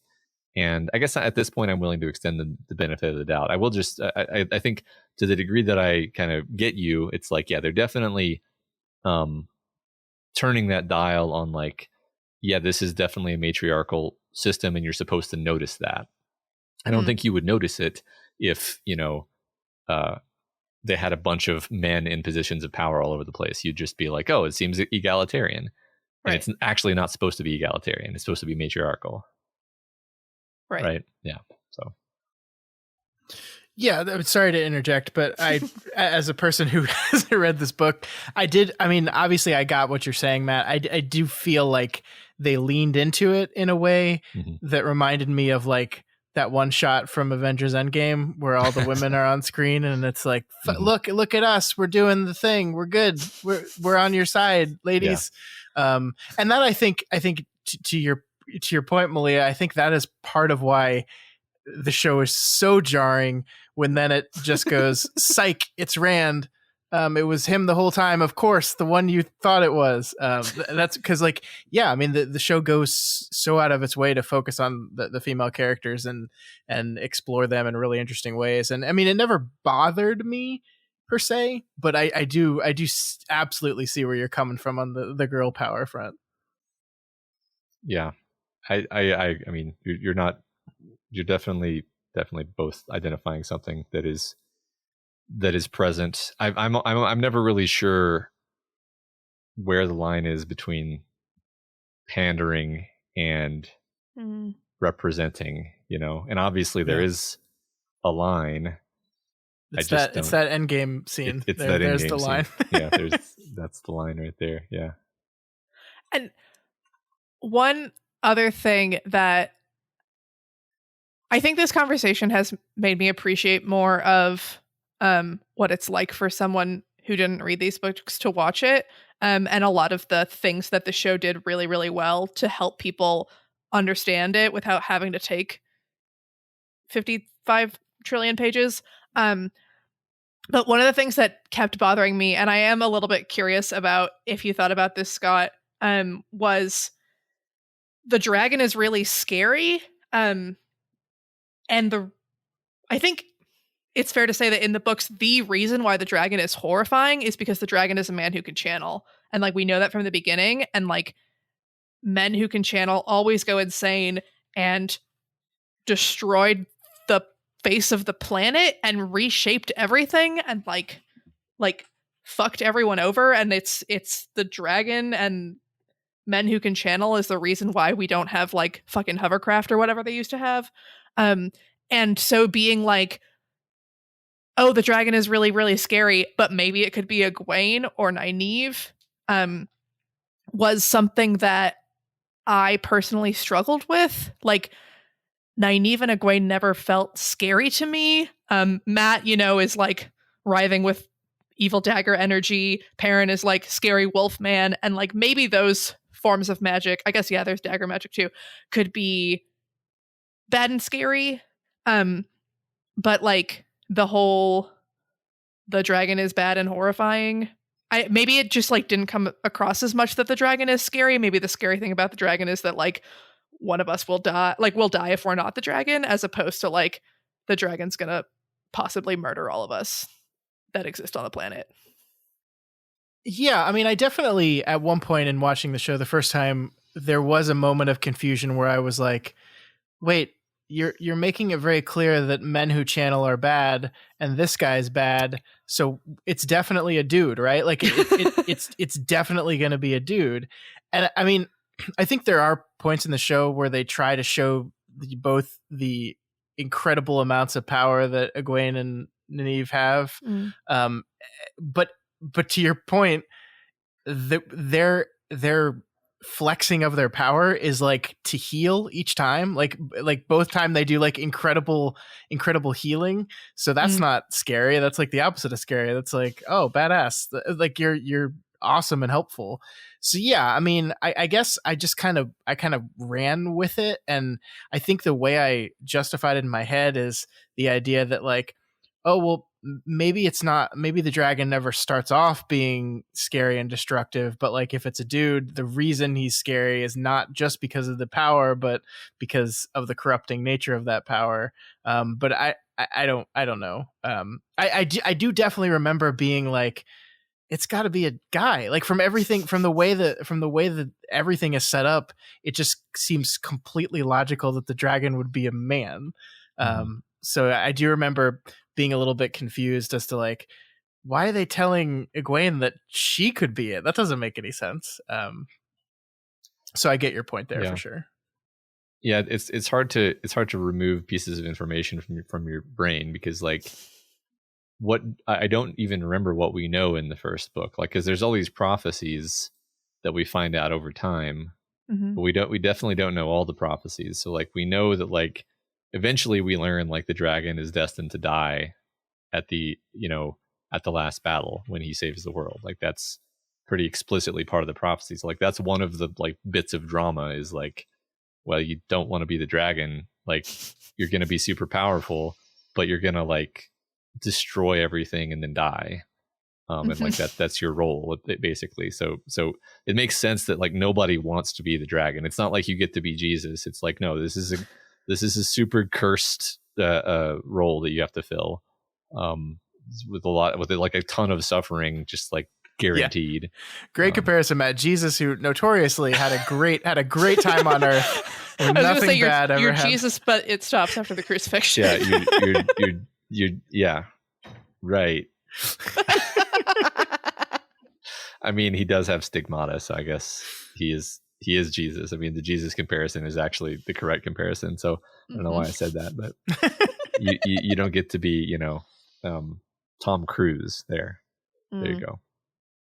Well, if you can't be Tom Cruise, really, what is the point? What is the point even? No, I agree. Yeah. Yeah. Because I like that it was like, I feel like it was an attempt to make it seem more like, oh, there's this mystery going on, and a little bit more like, not just like, oh, why the fuck is Egwene here? But like I think overall I like that they made the choice, but sometimes it felt like they were trying to be a little bit too like, look, it could also be women, and not just accepting like that men are scary, but also then it would be like, Egwene, why the fuck are you here? Yeah. Yeah. Well, I mean, as much as I liked it, and I think it's a really good, mystery device that guides you through each of the episodes, I do think it kind of shows a certain amount of uncertainty on behalf of the writing staff, that they were like, if we don't build these women out as being the prophesized one, no one's going to care about them.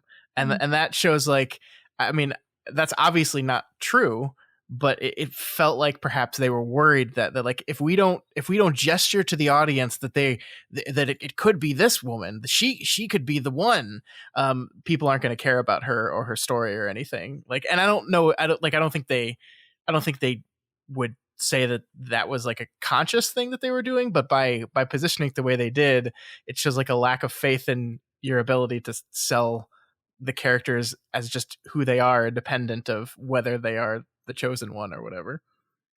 Yeah. I mean, they were checkmated by the fact that the source material all hinges on the dragon, when like, if you were to kind of redo it from whole cloth, then you wouldn't say, I don't know how you do this exactly, but like, it's not like, oh, one of these people is Jesus and the rest of them don't matter. It's actually saying like, these 5 people are basically Baldur, Loki, Thor, Freya, and whatever. Like they're all incredible badasses in their own right. One of them happens to be the designated savior, but basically they would, in the end, I'm pretty like textually they would have failed if all of them didn't do amazing shit in the last battle. So sure, and hopefully the show will go on to make that point very clear in future seasons. Yeah, right. Cool. Have we said everything there is to say? I think so. We've been going on for quite a while. Yeah. Well, we had to fit in 8 podcast episodes into a single episode. Yeah. So. I started editing our Kingslingers episode while y'all were talking. So good. I've been busy working over it. Very efficient. Love it. Love to see it.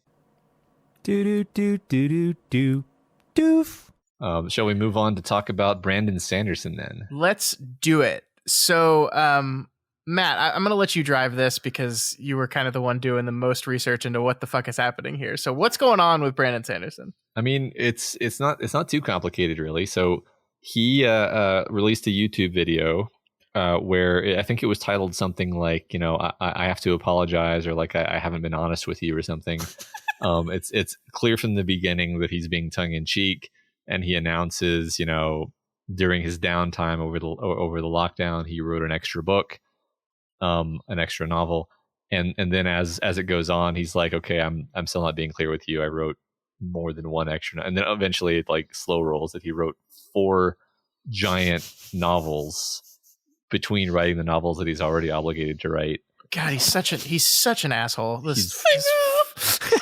is a monster. And the worst part is he read part of the book, and it was actually really good, and I liked it. So what he did is he said, I'm going to ruin the publishing industry now. Well, he didn't say that, but that's what he's doing. That's what he's effectively doing. He said, we're going to do a complicated Kickstarter thing where like you can sign up for Kickstarter and you can pay me some money via Kickstarter, and then like you'll get like we're going to roll these books out like one at a time.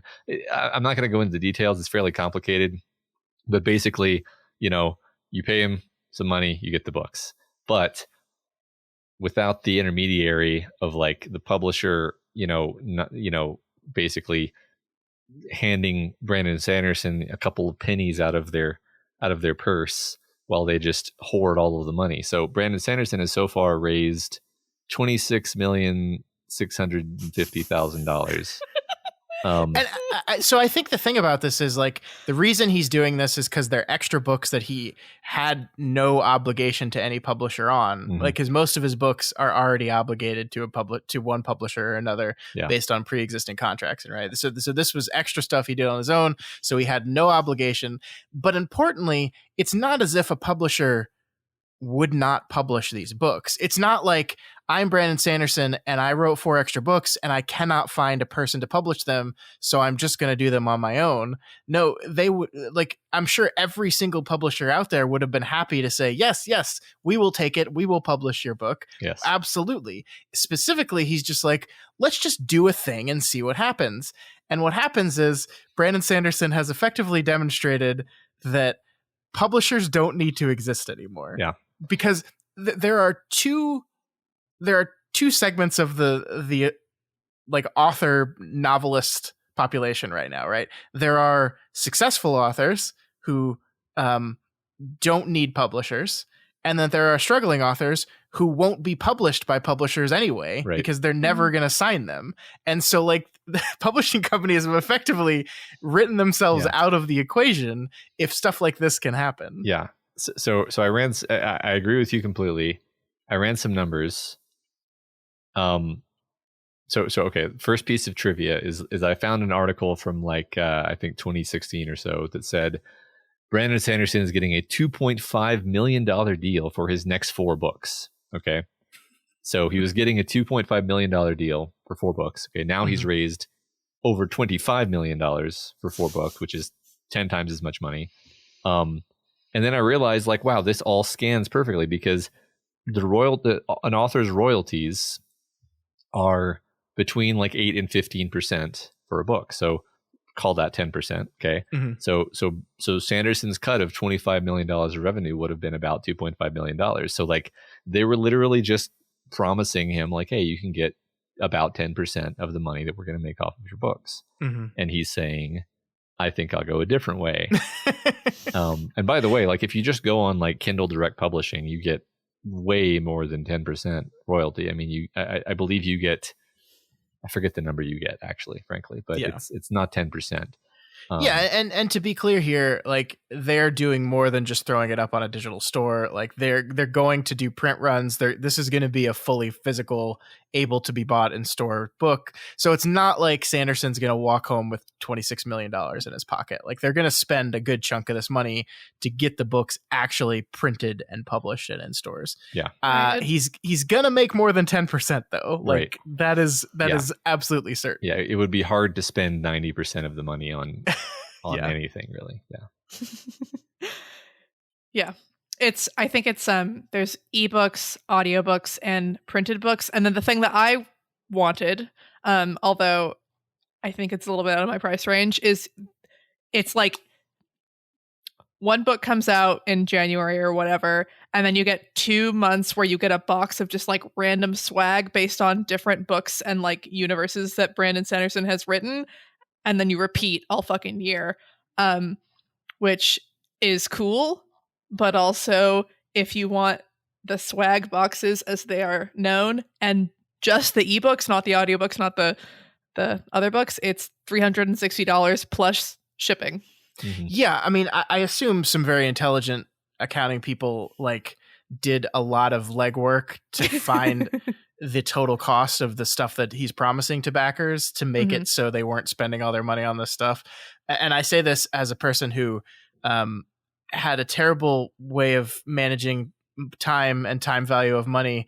And in a lot of our Patreon bonus stuff, Matt and I were getting ourselves into a situation where we were basically valuing our time to watch something and do an episode on it at like 10 cents an hour or something absurd like that. So I'm assuming that they've done the legwork to make sure that doesn't happen on this entirely huge Kickstarter. But yeah, it's remarkable. Like, I think it was always going to do well. I was surprised at how quickly it did as well as it did. And I mean, obviously it's Brandon Sanderson. He's a hugely successful author, but he's not like, I don't know. I don't want to understate his power in the publishing industry, but he's not like I would not put him in like the big four authors, you know, like the most successful, the most the biggest selling authors like that. That's your Stephen Kings, your Jodi Picoult's, is Grisham still in that list? He used to be. I don't know if he is anymore. Yeah, I don't know.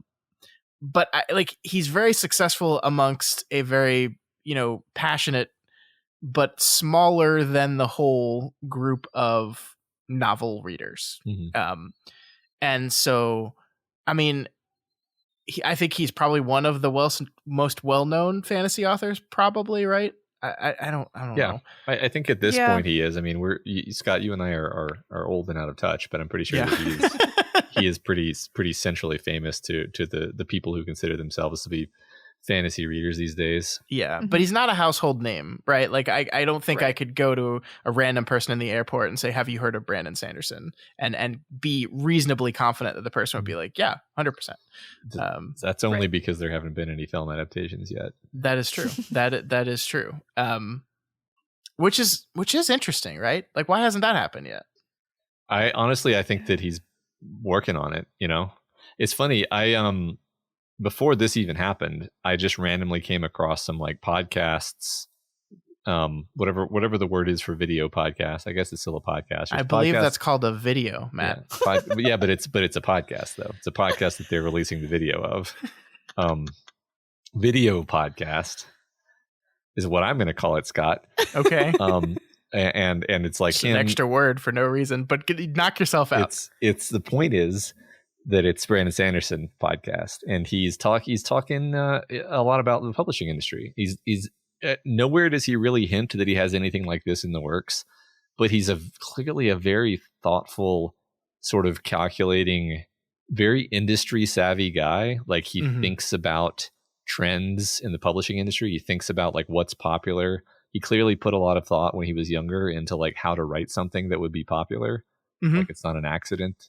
Like he kind of engineered Mistborn to be popular, I think. And so it really gave me a sense of him as like, okay, he's savvy. He's a businessman. He knows what he's doing here.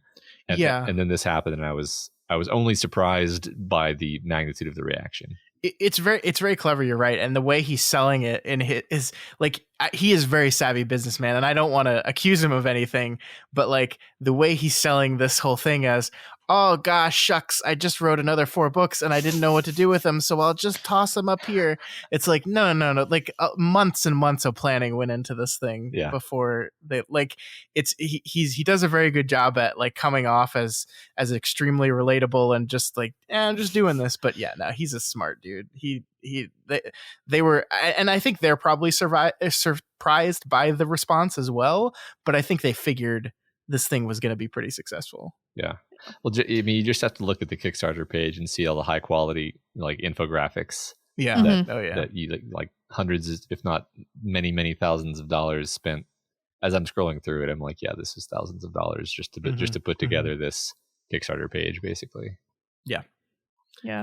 It's brilliant. And I mean, like, look, the more I learn about the publishing industry, it's very hard to, I think, Lindsay Ellis, the YouTuber turned author who published a couple books in the last couple of years, made a lot of videos on what it's like getting your book published in this day and age. And it is not a flattering examination of the industry and what it does. It's always really fascinated me because I thought it would be a fun thing to get into, but, it's wild the way that like, I like every industry in the entertainment sphere has been incredibly affected by the changes in the ways we consume media. I think traditional publishing, perhaps the most out of any of those, has been, the landscape has just changed so dramatically. And I don't know if these big publishing houses have the ability to shift in a way that's going to save them long term. I just don't know. Yeah.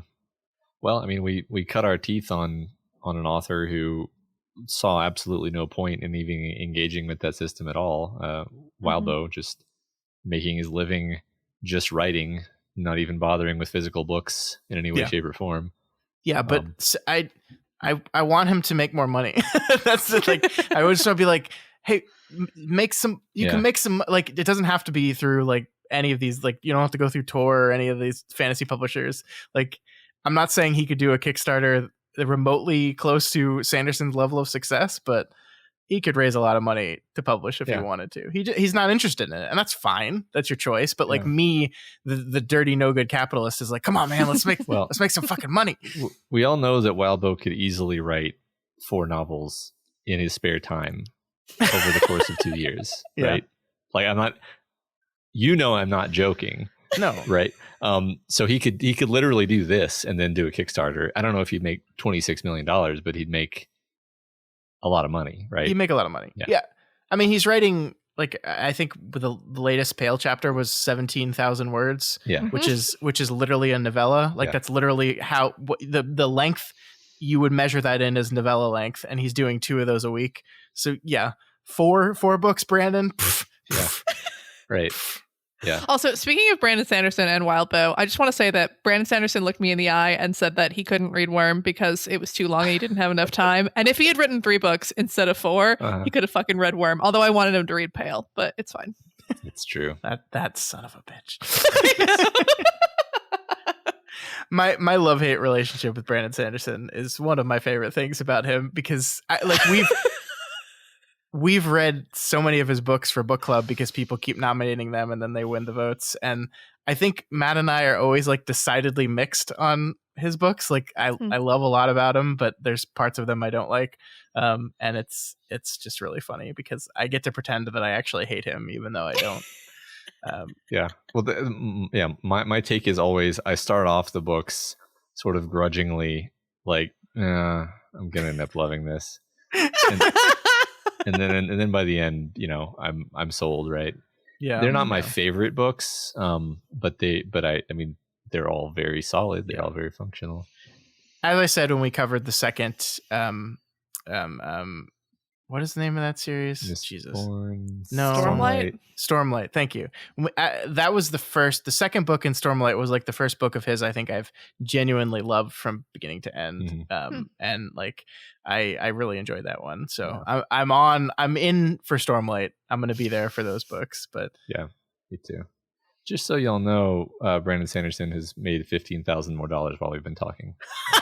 I was going to say, yeah, while you're listening to this episode, I guess it's maybe too late, but you should just open up the Kickstarter page and watch it, because I've been watching it, and just every like minute, it just like ticks up. Yeah. Well, coincidentally, I have also made $15,000 during this episode. Nice, Scott. Congrats.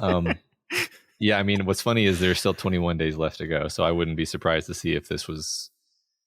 I'm going to guess over 35 million by the end. Yeah, I mean, it's definitely slowed down. There was like a huge influx. Like I think in the first day he was at like 13 million or something like that. So it's slowed down since then, which is how Kickstarter works generally. But I think above 30 is definitely reasonable. Yeah. Yep. Yeah, I got some email from Kickstarter saying it was the most successful Kickstarter ever, which makes sense. I remember when the Veronica Mars movie was the most successful Kickstarter ever, and that raised like $1.5 million. But I think it's interesting and applicable to a lot of our conversations about media in general, because Pareto distributions really do rule everything. It's the whole average is over argument that like publishing houses could work when sort of everyone was roughly at the same level. You know, maybe you had a Stephen King, but Stephen King is sort of like a massive outlier in some regards. Yes. Or there's very, very few authors who are like that. Whereas now it's like the tail is longer and the peak is higher, and just the whole economics are now dominated by these these whales basically who are just making literally orders of magnitude more money than the average person.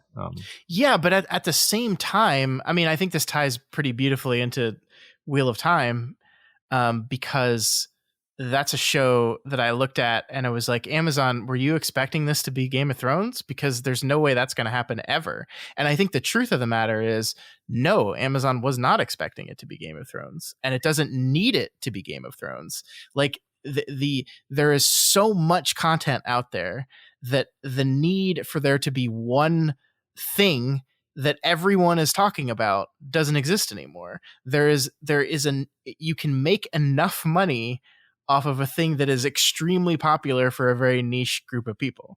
Yeah. Like I think the Arcane TV show is another great example of this, where that show did not break into the mainstream. Like most people that aren't our peer group of people probably have no idea what that show is.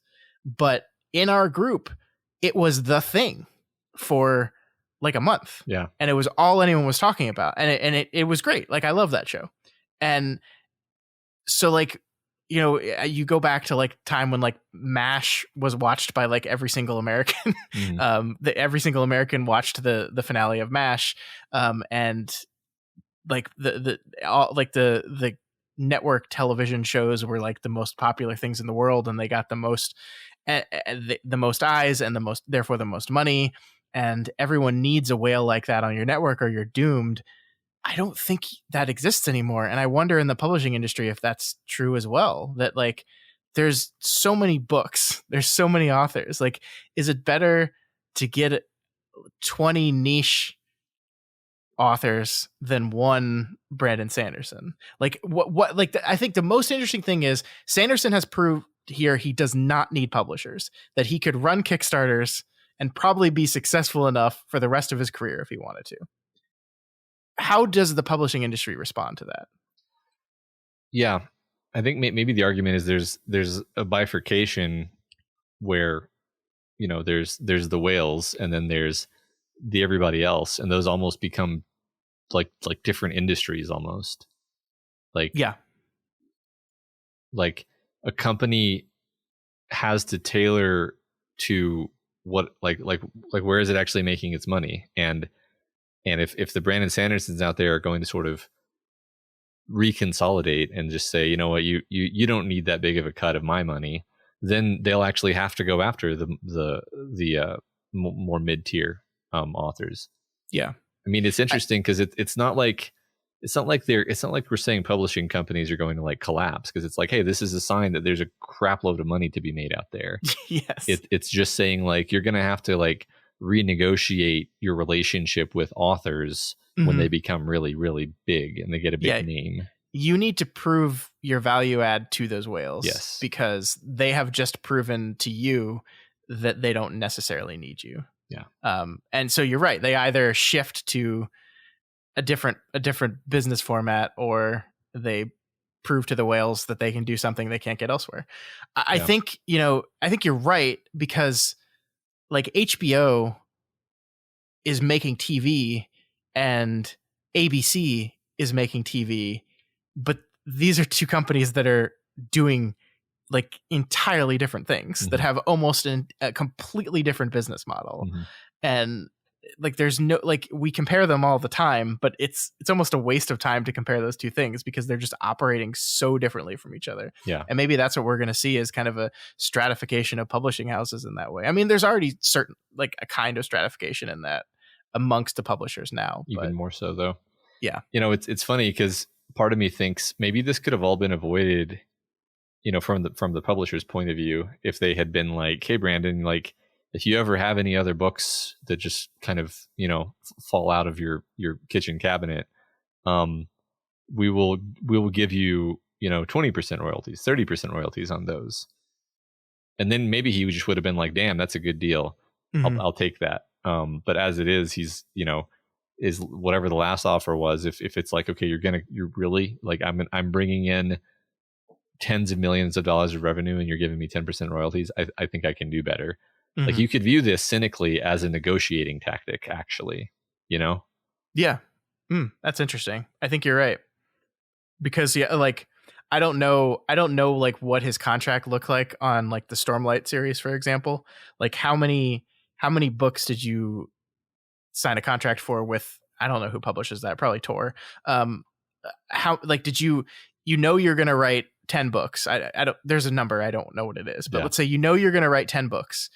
Your contract with Tor is 4 books or 5 books, and then you're getting near contract renegotiations. Well, wouldn't it be great while you're in the middle of renegotiation for the next 5 books in your series, you demonstrate to them you have a very, very reliable source of income that is completely separate from them. Yeah. And this is like, I think these are probably, are these Cosmere books? I don't even know. They probably are. I think 3 of them are. Yeah. But the idea that like, it's not even part of the big series that he's working on, right? That it's like, yeah, they're tangential to them, but like, imagine what the Kickstarter for the Stormlight Archive Book 5. Mm-hmm. Imagine what that Kickstarter would look like. It could beat this. It could. Yeah. And if this is what he's doing, bravo. Yeah. Brilliant. Right. Absolutely brilliant. Because part of me thinks like he doesn't want to have to do this. Like it's not fun to set up your own Kickstarter. It's fun to receive a giant check in the mail and let someone else do all the other work for you. Yeah. Exactly. Yeah. So I don't know. I'm gonna predict that we see some news story at some point in the next year that's like Brandon Sanderson renegotiate his contract for the rest of the Stormlight series. That'd be great. That'd be great. Get your money, Brandon. Get your money. Yeah. And they're probably going to end up making movies, and then he's going to get some of the back end of that, and he's going to be the richest author of all time. Yeah, I mean, like it's so interesting. I mean, he's been doing this a long time. He knows, but like, especially for early authors, like if you don't have a lawyer looking over your stuff, like these publishing companies will screw you. Yeah, and like they'll retain international rights and paperback rights and audiobook rights and any future adaptation. They can try to snake that into the contract too, and if you're not savvy enough or you don't have like representation looking over it, they can really screw you out of all that stuff. So I'm sure his contracts were solid, but regardless, he's just proven that he's coming to the negotiation table with a pretty distinct, extremely loud advantage. Yeah. It's fun stuff. It's fun stuff. It is. It's great. It's very exciting. I think, maybe we'll cover this as this evolves because it's not over. It's not even close to being over. And I'm sure we'll end up doing at least one of the books on book club because it's just the way the cookie crumbles when it has Brandon Sanderson's name on it. You're right. But I think that's it for this extremely long episode, right? Yeah, I think that is it. We did not plan for this episode to be this long, but that's okay. I'm not surprised it is. Neither am I. But Malia, thank you so much for joining us. This was a lot of fun. I'm glad Matt got someone to talk to about stuff that just went entirely over my head. You said like 40 names in the course of that thing, and I was just like, there's a lot of characters in this thing I haven't met. Yeah. Yeah. Yeah, I appreciate it. So thank you so much for being here. Yeah, no, anytime. It was really, really wonderful. And may you always find water and shade. What? Just say, and may you have twice the number. Yeah, and may you have twice the number. Ha! I can do it too. I can do it too. There are other worlds than these. Ka is a wheel. Dracarys. All right. All right. That is all we have for you this week. If you have any opinions on The Wheel of Time Season 1, on the book series as a whole, or of course on Brandon Sanderson and his brilliant business practices, you can reach out to us and let us know what your thoughts are at doofmedia@gmail.com, over on our Twitter account @doofmedia. And of course, you can head to our subreddit, that's r/doofmedia, where you will see a discussion thread for this very episode to chat about it there. Yeah, and if you're not already subscribed to the Doofcast, we encourage you to go click that button and ensure you never miss an episode. You can find us on iTunes, Stitcher, YouTube, Google Play, and pretty much anywhere else podcasts can be found. And if you like what we do here and want to support us, consider becoming a patron of Doof Media. You can head on over to patreon.com/Doof Media and donate at any of our available levels.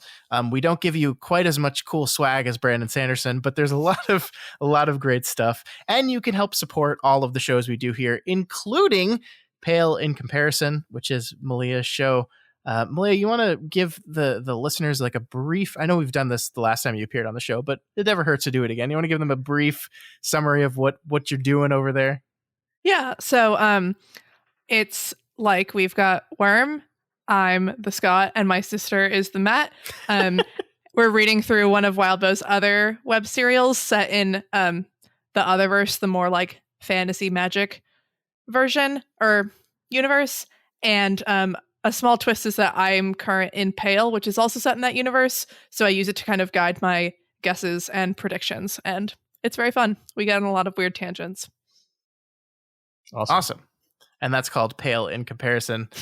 I got to say, when we started doing this whole podcasting thing, Matt, I never envisioned so many people would say, I'm the Scott and I'm the Matt. I love being a category. So you can check out Pale in Comparison wherever podcasts are sold, or you can head on over to doofmedia.com and you'll see it there on our drop-down menu for podcasts. You should listen to it. It's pretty good. I listen very carefully because I haven't read Pale, but I have read Pact. And sometimes you start talking about stuff and it's like we just happen now with the Wheel of Time stuff where I'm like, huh? Yeah, totally. Yeah.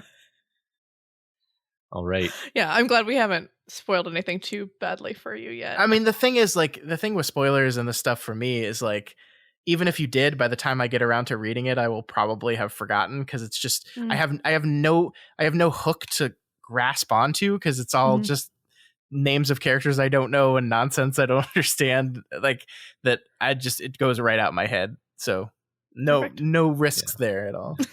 I think there are very few spoilers that really ruin things. Yeah, I agree.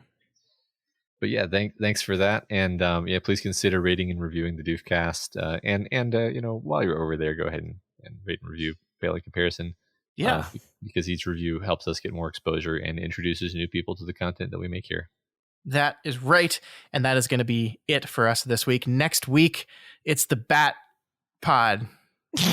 Bat Pod. We are going to be reviewing the latest in a long line of Batman movies. We're going to be talking about Matt Reeves' The Batman. So if you want to listen to that, make sure you go out and see The Batman this week, and we'll see you next week where we will talk about The Batman. Bat Pod. We'll see you next week.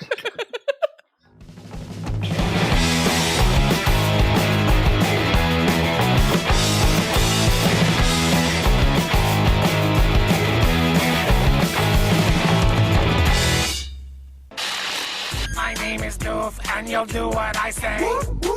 My name is Doof, and you'll do what I say.